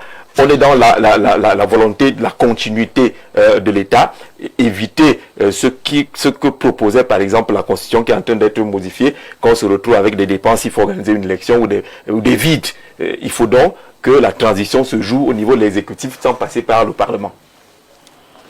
Je vais aller au-delà. J'ai eu l'impression que vous êtes en train de croire que le gré à gré est mauvais. Sur le plan commercial, il y a ce que vous appelez l'appel d'offres à côté du gré à gré. L'appel d'offres a certains inconvénients. Le premier inconvénient, c'est ce que vous appelez les prix de la mercuriale. C'est-à-dire que le stylographe de marque Bic, qui coûte 100 francs, on taxe ça 1000 francs. 1000 francs dans la mercuriale. Le prix de la mercuriale. Donc l'appel d'offres me pose un problème. Pendant que le gré à gré, lorsque j'ai très peu d'argent, je fais venir un peintre. Je lui dis, comme tu vois là, il n'y a pas d'argent, fais ça. Il fait la mesure, ça c'est sur le plan commercial. Donc quand vous parlez, c'est comme... Si on l'adopte. On va donc aller en politique. Oui. Et vous verrez que je présente le gré à gré au Cameroun et dans d'autres grands États au monde. Et vous serez surpris de constater que le gré à gré serait bon, même pour notre grand pays, pour la conservation des acquis. Je commence d'abord à corriger un aspect auprès du patriarche qui est du RDPC. Le gré à gré, M. Amadou Ahidjo, président de la République du Cameroun, nomme un gouvernement en 1975. Le 29 juin 1979, il fait modifier la Constitution de 112 en ses articles 5 et 7. Il fait de M. Biya successeur constitutionnel.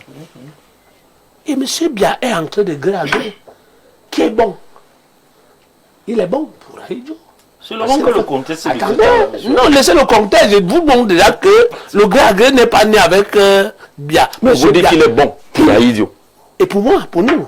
Attendez, je vous montre. Le contexte. En tout cas, on n'a pas demandé si on était content ou pas. Pour nous, il est un peu bon parce que, pour nous autres observateurs libres, nous les aboyeurs et les brailleurs, nous avons observé que M. Biya qui a la mission d'achever le Fonds monétaire africain, ça c'est les éléments qui nous intéressent, qui a la mission de nous donner, de nous laisser un pays souverainiste, politiquement libre, tout au moins, plus ou moins libre, parce que nous on a des ambitions économiques, des ambitions géopolitiques, que les politiciens locaux n'en parlent pas. Vous comprenez? Nous avons les problèmes de monnaie, on a les problèmes de commerce, on a les problèmes économiques, on a les problèmes d'indépendance, on a les problèmes de donner un sens à l'État du Cameroun. Il me semble que M. Biya fait beaucoup, il a beaucoup d'avancées, on y reviendra.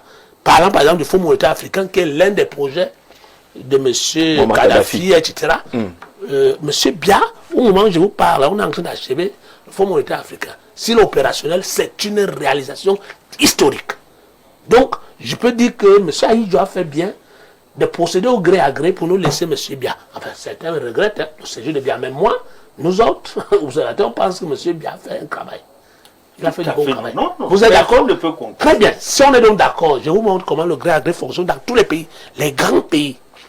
Lorsqu'un pape meurt au Vatican, le plus grand État au monde, parce que le Vatican a les morceaux de terrain en Volier, les morceaux de terrain en Dongelang, Koulibasimbi, ce sont les morceaux de terrain du Vatican. C'est l'État le plus vaste au monde, le plus stratégique, etc. D'ailleurs, son président arrive au Cameroun bientôt. Vous êtes informés? Le 15. Oui, le 15. Donc, quand un pape meurt, le président de ce grand État, vous savez ce qui se passe? On procède au gré à gré.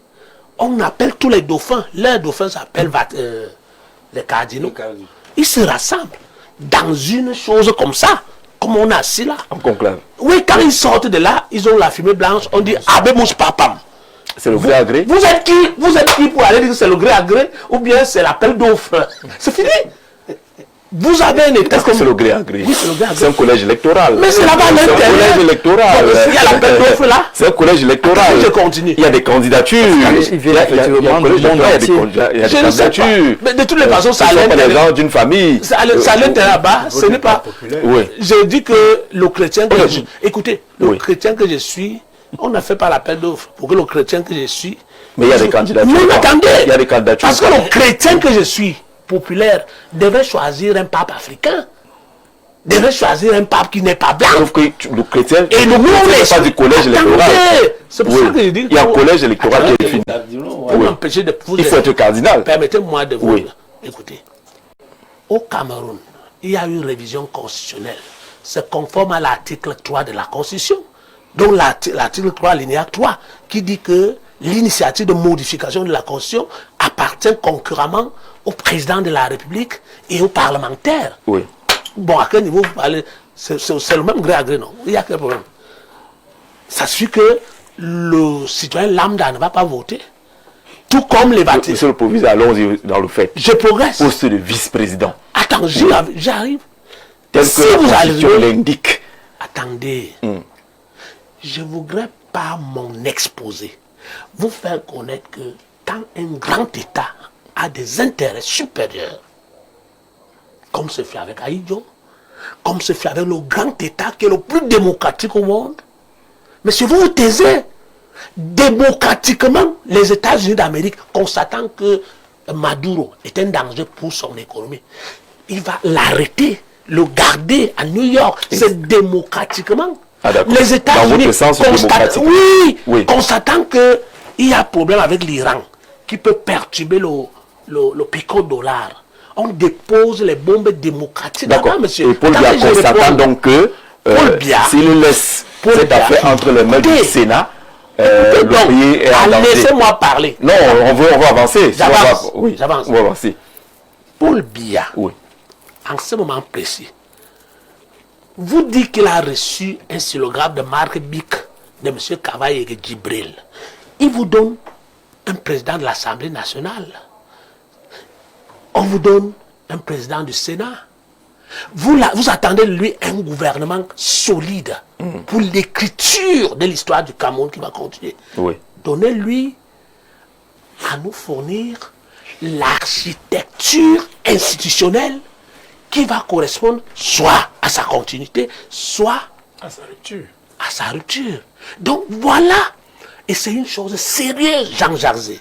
Si vous ajoutez appel, on est très sérieux. Que ce soit par appel d'offres, ou par de gré à gré, dites à M. Biya que quand vous partez là, les Haïtis souverainistes, patriotes, nationalistes, vous demandent de réfléchir sur la problématique de la monnaie. D'accord, on est d'accord là-dessus. On est d'accord là-dessus. Laisse-nous une assemblée générale. Laisse-nous une assemblée générale sérieuse, un Sénat sérieux, un gouvernement solide qui ferait mieux que ce que tu as fait. D'accord, on rappelle que le vice-président n'est pas membre du gouvernement. N'est pas membre du gouvernement. Le vice-président, c'est... Si le vice-président est membre du gouvernement. De quel gouvernement? Le vice-président sera, d'après promulgation de la loi... Il sera vice-président. Il sera membre à la présidence. Si, attention, attention. Prenez l'image des États-Unis d'Amérique. Non, on n'est pas aux États-Unis d'Amérique. Le vice-président est membre du gouvernement. Il faut faire attention. C'est-à-dire que... C'est cela qui vous a amené à des problèmes du LGPR et tout ça. On est totalement perdu. Un président n'est plus membre du gouvernement. Ça veut dire qu'à sa tête, il y aura le Premier ministre. membre du gouvernement. Ça veut dire qu'à sa tête, il y aura le Premier ministre. Alors, à sa tête, un chef du gouvernement. Oui, bien évidemment. Et lui, il est au-dessus. Il est le président. Il est le président. Il est au-dessus. Alors, il ne va pas de l'opportunité de vous citer l'ordre. On va y arriver. Il n'y a pas encore d'organigramme. Il y en aura. On n'imagine pas comme étant le vice-président sous mais le vous avez imaginé c'est qui n'est plus président. Mais vous avez imaginé c'est qui n'est plus président. Moïse Mbok, sur cette affaire, le gré à gré entre le commercial et le politique, nous on maintient encore notre thème pour qu'on se comprenne bien dans ce que l'opposition considère comme gré à gré, avec que le président Biya pourra prendre le pouvoir. Il regarde Gouet, il dit que, oui, Luki Gouet, je te donne nom vice-président et quand je pars, tu deviens président. Oui. C'est ça le gré à gré. Voilà. Bon, je ne sais pas si c'est comme ça qu'il faut voir ça, mais en fait, dans le jargon des marchés publics, le gré à gré, c'est une mesure exceptionnelle. C'est une mesure exceptionnelle qu'on prend pour un problème exceptionnel, parce que c'est un problème qui, somme toute, arrange la collectivité. Ça vient vraiment résoudre un problème fondamental dans lequel tous les concernés se reconnaissent. Non, mais le premier gré à gré dans les marchés publics ne vaut rien. C'est-à-dire qu'au niveau des 4-9, c'est là-bas que le gré à gré commence. On te demande rien, tu peux choisir ton ami à soi. Dans le gré à gré, tu dis ouvre-moi les rideaux. Je suis laissé dans la définition. Je suis laissé dans la définition. Tu vas aller chercher le gré à gré très loin. Il y a le gré à gré sous nos pieds là. Je rappelle que la définition concerne les personnes sérieuses. Et les personnes compliquées tordent la définition des choses. C'est les personnes sérieuses qui ont amené ça dans le débat. Et finissent par créer la confusion que nous vivons aujourd'hui. Oui. Le gré à gré, en Afrique, renvoie à l'arbre à palabre. Quand on parle de la gouvernance d'un village ou d'un groupe de villages. Je ne sais pas pourquoi ça devrait poser un problème. Parce qu'en fait, le pouvoir, c'est le contrôle du présent et une partie du futur. Quand vous l'avez compris, vous comprenez pourquoi il y a eu le coup d'État manqué en 84. Parce qu'en 82, je donne le pouvoir en pensant garder un certain contrôle. Il y a l'homme à qui on donne le pouvoir, soit de manière démocratique, démocratie encore qu'il faut voir ce qu'on met dans démocratie, parce que le gré à gré, il y a le dit et le non-dit. Dans le non-dit, ce qu'on fait un simulacre d'élection, on laisse passer quelqu'un. Dans ce qui est dit, quand on est sérieux, c'est qu'on se regarde dans les yeux et on se parle. Le problème du Cameroun, en ce qui concerne le gré à gré, c'est qu'on a un chef qui ne nous parle pas. Voilà. Parce que si on avait un chef qui nous parlait de ce que Haïti met sur la table, et pour dire, dans le but d'eux, au vu d'eux, voilà ce que moi je pense en tant que chef de famille, et je vous associe à la réflexion là où le patriarche dans laquelle il a parfaitement dit ce qu'il veut exactement. Voilà, qu'il vient nous dire ce qu'il veut exactement. Et vous voyez donc que la sortie du patriarche Zengele est une interpellation au chef de l'État pour lui dire, ne nous vois pas toujours quand nous parlons comme des ennemis, comme un problème. Et ça, c'est une des choses qu'il faut qu'on règle définitivement au Cameroun. Quand on est à une élection présidentielle, on peut avoir des joutes, on peut ne pas être d'accord sur un nombre de choses, mais quand l'élection est passée, on devient tous Camerounais d'une seule nation. Avec donc deux machines qui nous gouvernent. Pour le cas d'espèce, c'est le RDPC et le gouvernement. Finalement, c'est la même chose. Alors, on a deux entités fortes qui devraient décomplexifier la communication, l'échange avec les Camerounais. Arriver à une dimension où on se dit, il y a eu une crise post-électorale. Il y a eu tellement de morts. Est-ce que vous ne pensez pas que ça va être inhumain de venir sur ces morts-là organiser une élection? Repoussons. Je vous promets que votre affaire de l'argent, pas l'argent, ça allait passer naturellement. Mais quand vous refusez de communiquer où il faut communiquer, et vous cognez où il faut communiquer, ça crée la cacophonie et la confusion. Personne ne tient le RDPC pour ennemi de la République. C'est l'inactivité, le manque même d'anticipation qui fait que finalement on se dit mais les gens aussi, est-ce qu'ils sont même sérieux dans ce qu'ils sont en train de faire? Alors vous pouvez être très sérieux dans votre démarche, mais si vous ne communiquez pas avec votre épouse, avec vos enfants, ils vont vous regarder comme une bête curieuse. Pourtant vous êtes très sérieux dans votre activité et votre envie de faire les choses. Le problème qu'on a aujourd'hui, et vous allez vous rendre compte vous-même, que dans le RDPC, beaucoup comme le patriarche se posent la question. Il est dans le RDPC. Beaucoup comme le patriarche Zengele. Non, laissez le patriarche. Laissez le patriarche. Allons sur le père Zengele. De quand 85, le premier. 85, voilà. Donc. Ce que nous mettons sur la table aujourd'hui, c'est le Cameroun un et indivisible. Maintenant, dans cette dynamique, le chef de l'État estime que je dois garder le pouvoir actuellement. J'ai des collaborateurs avec qui je travaille depuis des années. Puisqu'on veut contrôler le futur, certains de ces collaborateurs comprennent ce que nous avons en vision. Et j'espère que la question de la monnaie est dans la vision. J'espère que la question de la réelle indépendance est dans la vision. J'espère que la question de l'industrialisation, et nous avons l'homme qui peut parler en détail de ce volet, il est là. J'espère donc que c'est des points qui sont centraux, qui sont importants dans cette dynamique. Une fois donc qu'on a une vision qui est claire, ce qu'on s'est dit, on ne veut plus que nos jeunes aillent mourir dans la Méditerranée. On souhaite que la diaspora qui est là-bas et qui est formée puisse trouver un espace de travail localement. Qu'on crée un contexte dans lequel les Camerounais se reconnaissent. Vous allez voir que la question de gré à gré ne posera pas un problème parce qu'on ira dans une vision claire. Mais si on est resté dans le contentieux de la malgouvernance qui n'est pas soldé, si on est dans le contentieux de l'âge du chef de l'État et de son état de santé qui n'est pas soldé dans notre pays, on communique sur la santé du chef. On dit il ne va pas bien, il doit se reposer, donnez-lui 3 mois, donnez-lui 6 mois. Mais à son âge, c'est une bénédiction de l'avoir. Pourquoi on fait comme si c'était un extraterrestre? C'est un humain. Et il faut saluer son âge et sa lucidité. Je vous dis, à son âge, lire sans lunettes, franchement, il faut dire à Dieu merci pour cela. Donc, nous avons tellement de choses qui nous mettent ensemble au Cameroun que quand on entend un discours qui ne rentre pas dans la simplicité, dans le bon sens, dans la cohérence, on se dit, il veut déjà se moquer de nous. Donc aujourd'hui, la question n'est pas le gré à gré. C'est quel Cameroun vous voulez nous laisser. La question n'est pas qui va être le vice-président. C'est que dans 3 ans, dans 5 ans, le Cameroun sera quoi en termes d'industrie? C'est que quand on dit aux jeunes, allez trouver de l'emploi, j'ai l'impression, et vous ne prenez pas ça au sérieux, le gouvernement ne s'adapte pas aux réalités internationales et de la vie et de la communication et de l'échange avec ces populations. D'accord. On ne devrait plus être en 2026 avoir un ministère qui n'a pas de site web. Ou qui, quand il a un site web, il n'est pas fourni au quotidien. On ne devait pas avoir des Celcom qui sont muselés. Parce que le Celcom devrait être le premier à communiquer sur les offres d'emploi, les opportunités, sans que le ministre ne puisse lui taper sur les doigts. Pourquoi il n'en parle pas? Une chose qui semble être simple, on a fait un mystère.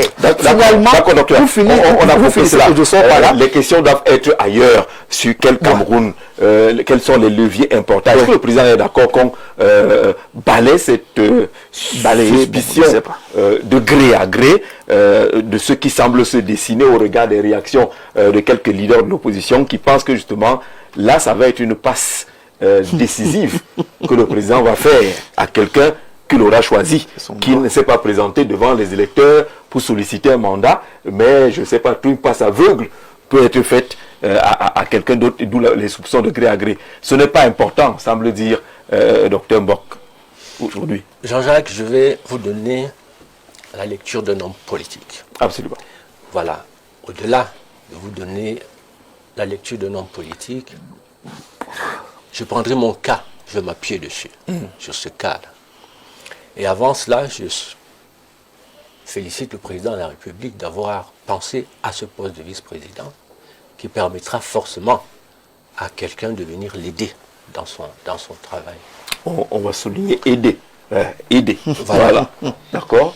Moi, vous voyez, lors de la campagne, j'ai fait un choix. J'avais été éliminé de cette élection présidentielle, cette compétition. Mais j'ai fait un choix de choisir, de soutenir le président.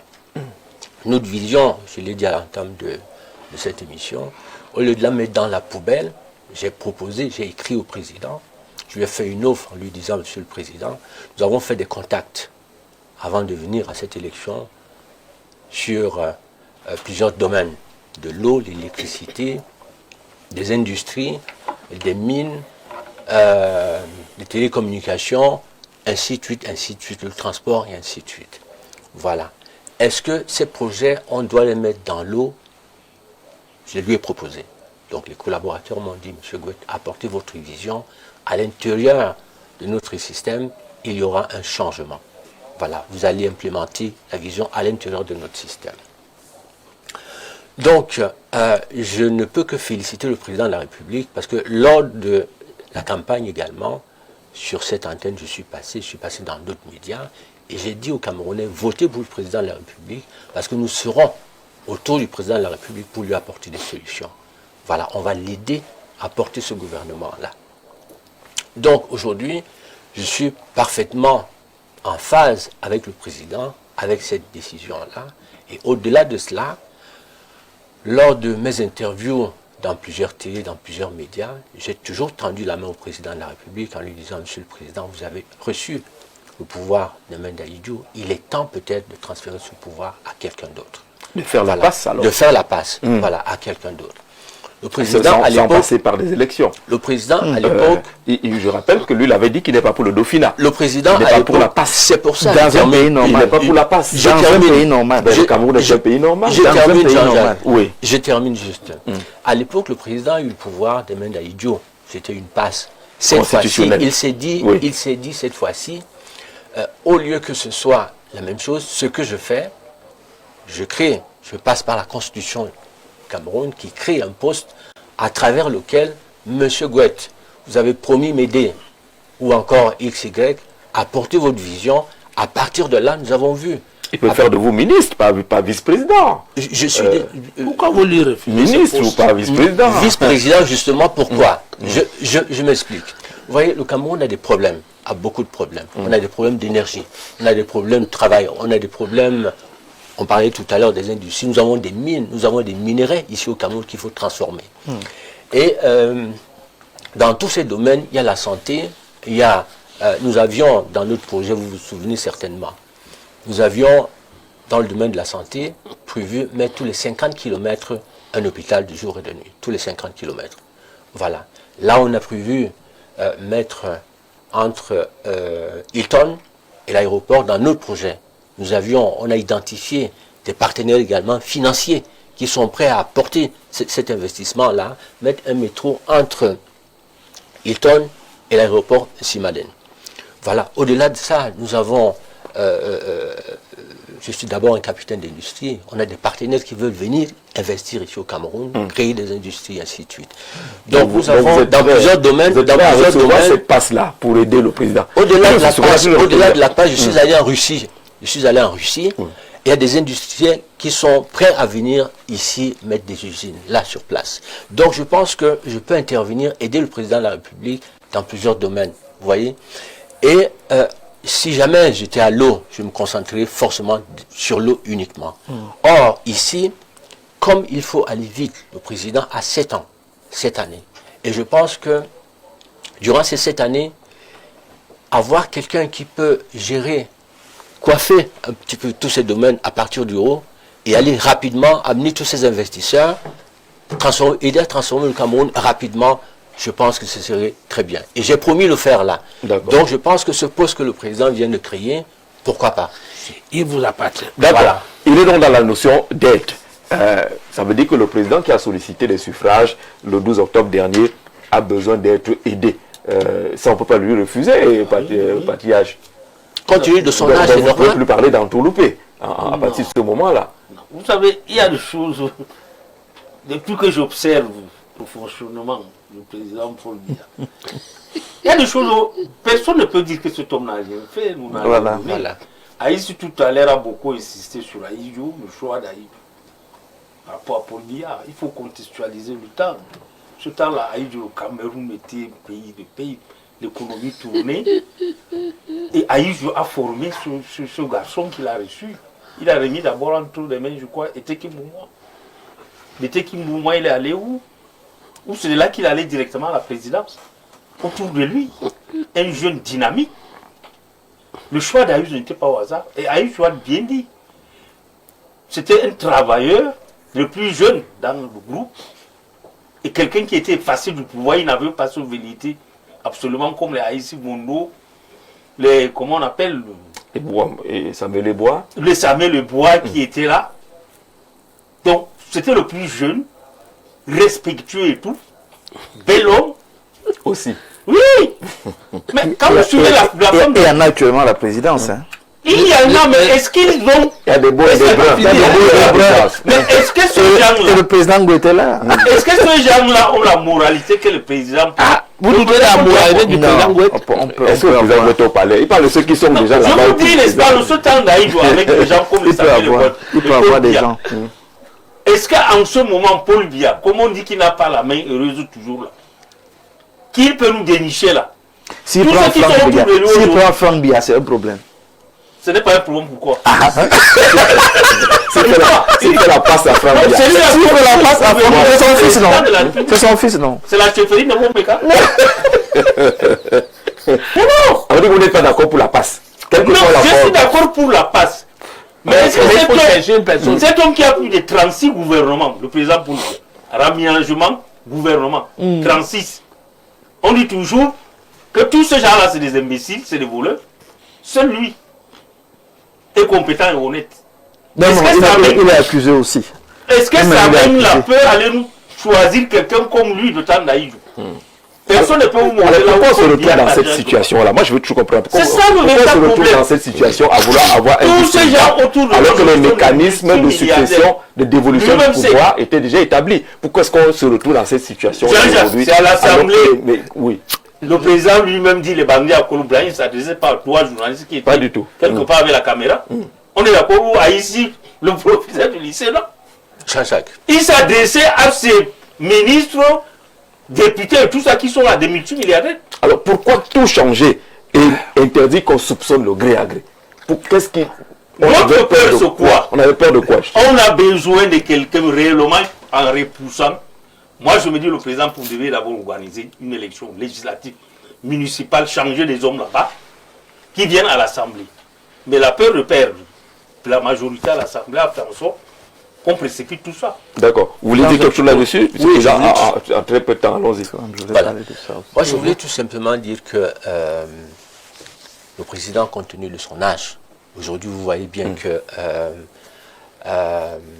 toutes les réunions, que ce soit à l'ONU, que ce soit, quel que soit, il est obligé d'envoyer soit le Premier ministre, soit, voilà. Or, la nation doit être portée par un homme et qui doit être à côté de ses pairs. Et je pense que le président de la République voudrait donner la chance aux Camerounais et à notre nation de pouvoir avancer.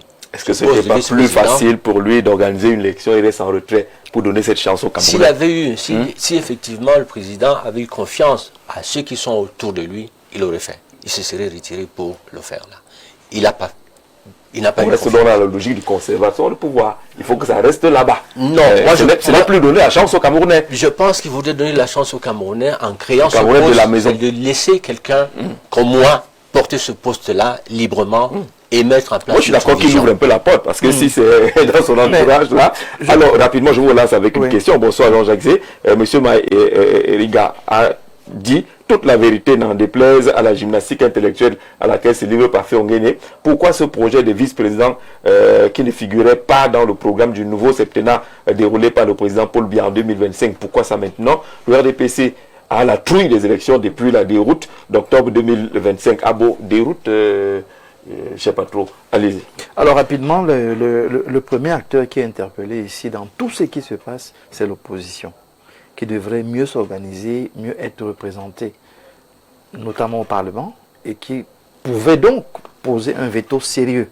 Ça, c'est le premier volet. Le deuxième volet, le 6 novembre, le chef de l'État a dit qu'il va engager des réformes, parce qu'il a entendu les cris des Camerounais. Et je vous rappelle que dans ce qu'on reprochait au chef de l'État, c'était son absence, où il fallait qu'il soit présent. Donc il crée une présence. Donc il crée, je pense donc que dans les réformes, c'est-à-dire que si on veut être sérieux, il a annoncé des réformes, mais non, le problème était qu'on ne le laisse pas passer. Maintenant qu'il est passé et qu'il gouverne, pour ma part, je trouve que venir questionner le moyen qu'il a choisi pour gouverner n'est pas juste. C'est même pas sérieux. Parce que si Jean-Jacques, si c'était ce moyen-là ne ressemble pas finalement à hold-up. Jean-Jacques, si c'était moi qui subitement un troisième larron, parce que c'était difficile avec le RGPN, un troisième larron va tomber du ciel. Non, c'est nous sur des plateaux qui devons corriger ce genre de lecture que les gens peuvent avoir. Corriger. Ce n'est pas un hold-up. Corriger, alors il s'agit de quoi? Ce n'est pas un hold-up. C'est prévu par la Constitution. Le chef de l'État peut. Et dans l'exposé des motifs, c'est clairement dit. Il peut. Non, on n'est pas. Non, il peut. Il peut. Mais c'est pour ça que la Constitution est amendée, je préfère dire amendée, pour pouvoir le mettre dans la Constitution. C'est-à-dire qu'aujourd'hui, Jean-Jacques, rappelez-vous que quelqu'un d'autre peut diriger le pays si demain. Et il souhaiterait avoir les coudées franches pour diriger le pays. Moi j'estime donc qu'il pouvait renforcer le Premier ministre, il a fait le choix de son véhicule pour atteindre son objectif. Que nous autres puissions le regarder, mais en apprenant, pour que demain, en gouvernant, que nous ne serons pas dans les mêmes malaises. Le président a bien dit, la notion de dauphin sonne mal dans un pays normal. Avec tout ce qui est décrié à longueur de temps, sommes-nous encore dans un pays normal? Lui, merci pour cette intervention-là. Est-ce qu'on n'aurait pas pu faire autrement? On n'est pas plus sage que le président, on dit, mais on réfléchit quand même. Est-ce qu'on n'aurait pas pu faire autrement si on avait cette difficulté à manager, à implémenter sa politique, que de créer un poste de vice-président, alors qu'on a quand même d'autres outils qui ont montré des faiblesses, mais qui manquaient peut-être un peu de carburant ou d'organisation? Jean-Jacques, je vais vous répondre doucement. Il y a un peu de temps parce qu'on va sortir l'émission. Doucement. Hein? Bientôt. Le Cameroun doit écrire une autre page de l'histoire. Je vous ai parlé du 29 juin 1979 qui a obligé la modification des articles 5 et 7 de la Constitution de 112. Sans blague qu'on appelle, qu'il soit appel d'offres ou gré à gré, notez que le Cameroun doit écrire une nouvelle page de l'histoire avec un nom préparé. Si c'est M. Gouette, ça ne pose aucun problème.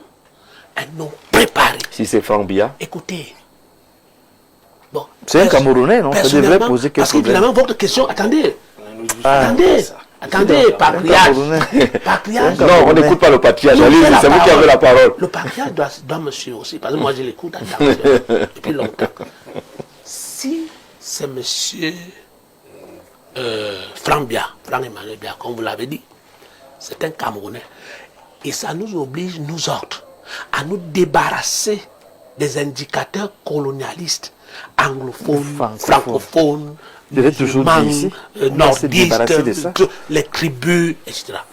Il nous faut un homme préparé par les forces transcendantales, par les forces des chefferies, un homme préparé de jour comme de nuit. Vous dites homme avec grand H ou bien homme comme masculin? Homme. Ça peut être masculin, féminin. J'ai dit qu'on se débarrasse des indicateurs là. Indicateurs de sexe. C'est utile. Indicateurs de tribus. Non, c'est pas le sexe, c'est le genre. C'est pas le sexe, c'est le genre. Laissez-moi parler librement. Puisque lui m'a dit que c'est le sexe. Des hommes, des jeunes et des femmes. Non, vous êtes dans une autre histoire. Non, c'est la même histoire. Je suis en train de vous répondre doucement.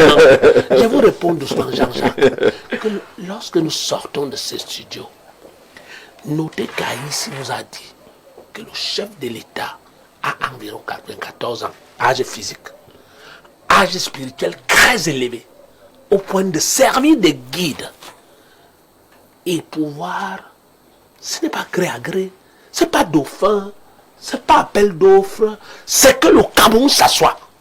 Les Camerounais, les patriarches, les gardiens du temple de ce pays doivent s'asseoir. Ils sont assis. Vous avez vu, je vous donne l'information. L'organisation de l'élection présidentielle, octobre dernier, ça n'a jamais eu lieu depuis que je suis né. C'est-à-dire que les consultations, tous ces patriages, il vous a dit qu'il a été ici et là, tous les patriages ont été reçus. Par qui? Vous dites que... Vous avez dit reçu par le SGPR. Non, le SGPR n'est pas jeté en poubelle. C'est un gardien d'État. Non, c'est l'information. C'est le ministre d'État.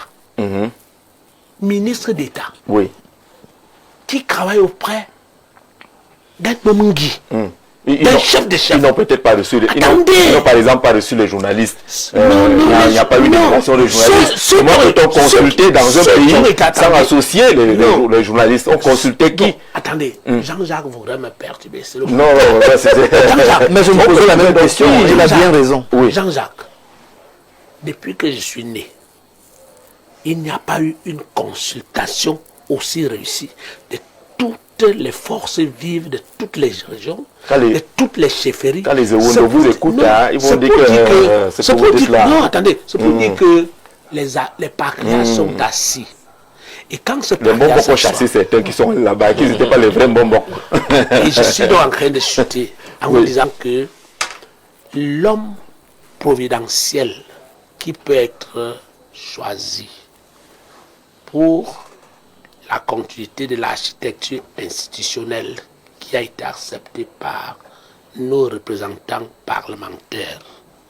Cet homme présidentiel, je voudrais dire providentiel, qu'il soit de X ou Y tribu, qu'il soit X ou Y genre, qu'il soit francophone ou anglophone, qu'il soit... Oui, je suis ces indicateurs qui nous encombraient, je voudrais, et là, donner raison à ce patriarche qui vous rappelle que lorsqu'Aïdjo choisit autour de lui, parce qu'autour de lui, il y avait les Aïssim Voto, charismatiques. Le problème n'est pas là. Moi, le problème n'est pas là. Oui, pourquoi arrive-t-on au choix alors qu'il y avait une porte électorale qui était déjà consacrée, alors que le président du Sénat assurer l'intérim et organiser des élections. Maintenant, on est rentré à une certaine époque là, maintenant où il faut choisir seulement dans sa cour qui va me succéder sans offrir la possibilité au Camerounais de le faire. Je suis en disant que intégrer que on brandit les arguments d'élection et démocratie aux petits peuples. Les grands peuples comme Corée du Nord, les grands peuples comme la France ont les itinéraires comme ceci. La preuve, Macron est sorti des Rothschild pour qu'on nous l'impose. Il y avait déjà tout ce que vous êtes en train de dire là. Merci. Les instruments le président répond. Est-ce qu'on ne fait pas une belle reculade? Il va choisir. S'il vous plaît. Mais c'est à une époque. C'est à une époque. On ne lui demandait pas des élections. La Constitution n'avait pas prévu. Les époques se répètent. Ça n'avait pas prévu que l'intérim soit assuré par le président du Sénat qui organise des élections. Ce n'était pas prévu. Là-bas, c'était dans la Constitution que le Premier ministre était le successeur. Que le Premier ministre était le successeur directement. Ce n'est que le 29 qu'on fait du Premier ministre successeur. Jean-Jacques. C'est pas ça? Jean-Jacques. Oui. C'est avant 82. Oui. Avant 82. Non, 79. 3 ans seulement. Oui, c'est 79. Ce n'est pas beaucoup. Si. On est d'accord. Mais c'est avant 82. Non. Oui. Mais on a avant quelque chose aussi. Jean-Jacques, le président Biya, il sait qu'un jour ou l'autre, il partira, il le sera cette nation à une nouvelle génération. Tout à fait. Bien. Et c'est exactement ce qu'il est en train de faire maintenant, vouloir tracer lui-même une piste pour laisser à une nouvelle génération la continuité du pouvoir. Oui. Et là aussi, le président, tu as posé une question tout à l'heure, on avait une voix, est-ce qu'il ne pouvait pas, lors des élections? Le président, vous savez, il s'est dit aussi, si je donne le pouvoir, si je laisse quelqu'un d'autre aller à cette élection-là, est-ce que mon fils... Si je donne le pouvoir, lui appartient, quoi. Oui, non, laissez-moi aller jusqu'au bout. Est-ce que c'est vous savez, si le président...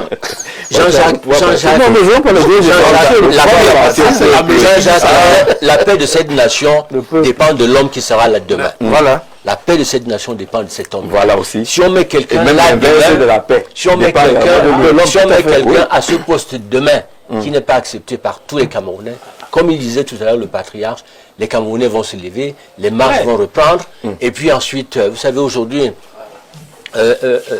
nul n'est à l'abri, aucun chef d'État n'est à l'abri. Ce que Donald Trump nous a montré là-bas, au Venezuela et en Iran prouve que lui qui a des bases de drones ici, par exemple, à Garoua, nul n'a l'abri. Si jamais les gens, la personne qui va être choisie demain, si ce n'est pas une personne qui a accepté... Choisi par qui? Je termine. Nous tous. Si la personne que le président mettra à ce poste-là pour l'aider, c'est le terme. Hein. Il a dit tout à l'heure, le président a 94 ans. Donc, à 94 ans, on ne peut pas imposer certaines choses au président.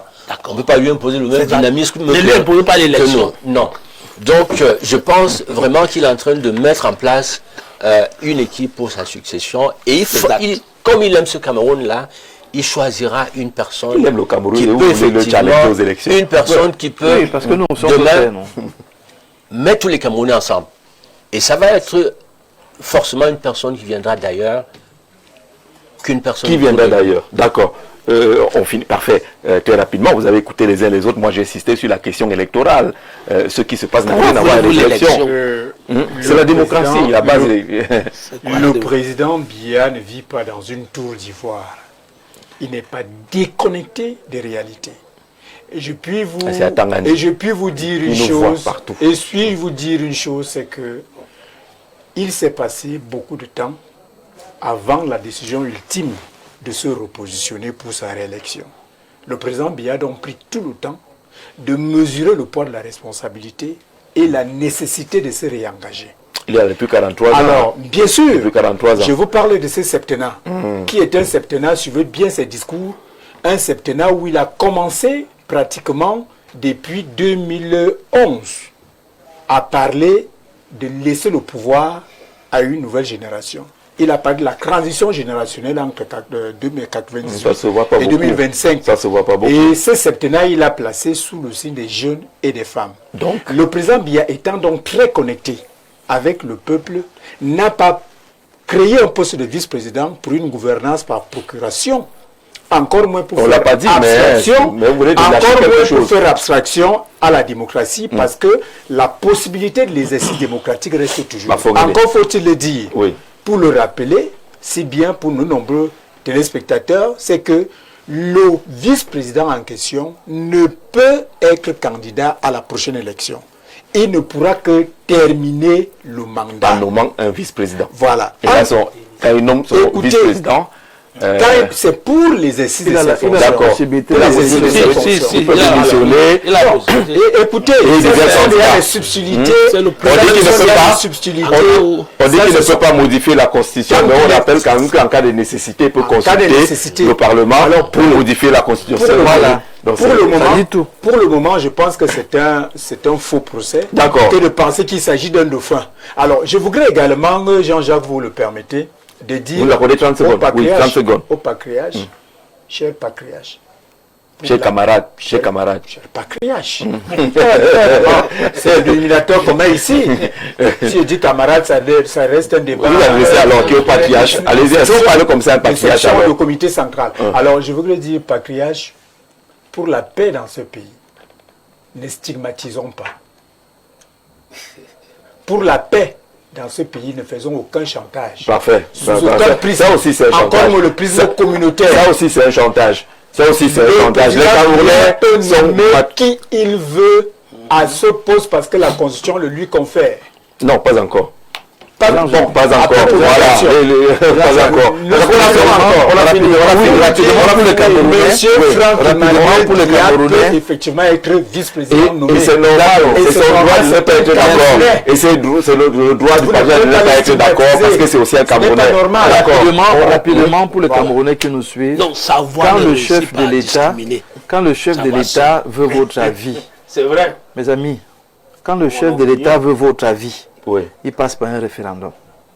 Ce qui n'a jamais été fait. Quand il ne veut pas votre avis et qu'il estime que c'est la chose à faire, parce que je préfère lui accorder le bénéfice du doute, il choisit la chose à faire et il entre dans son axe. Moi, tout ce que je vais dire ici, c'est qu'il faudrait qu'à la fin de tout ce qui est en train de se passer là, nomination, pas nomination, que le panier de la ménagère ressente qu'il y a quelque chose qui s'est passé. Que les affaires des routes percées qu'on a là, qu'on nous arrange les routes. D'accord, docteur. Les affaires de téléphonie qui ne marchent pas, le réseau se perd. Mais l'actualité est encore là. Que les services, on ne refermera pas de sitôt le dossier. On ne refermera pas la série sur la modification de la Constitution et l'instauration d'un poste de vice-président. On va rester encore sur la série. C'est vrai que demain, on aura une édition un peu spéciale avec un seul invité. Le professeur Charlemagne Messanga Niamding, il sera le seul invité de Le Grand Soir demain. Patriarche, on vous permet de dire le dernier mot.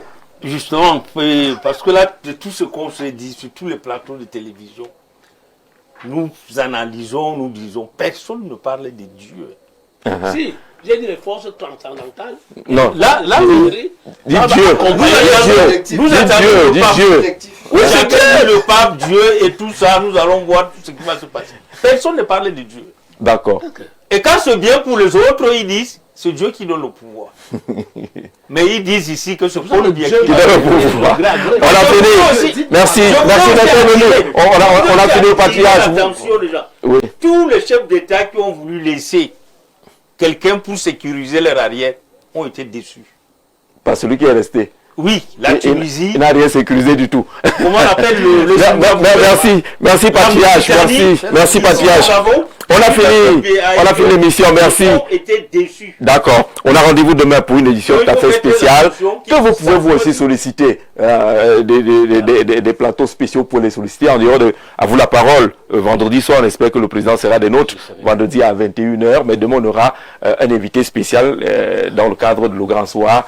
Charlemagne Messanga Niamding, il s'exprimera sur cette question de modification de la Constitution. Très bonne soirée à tous.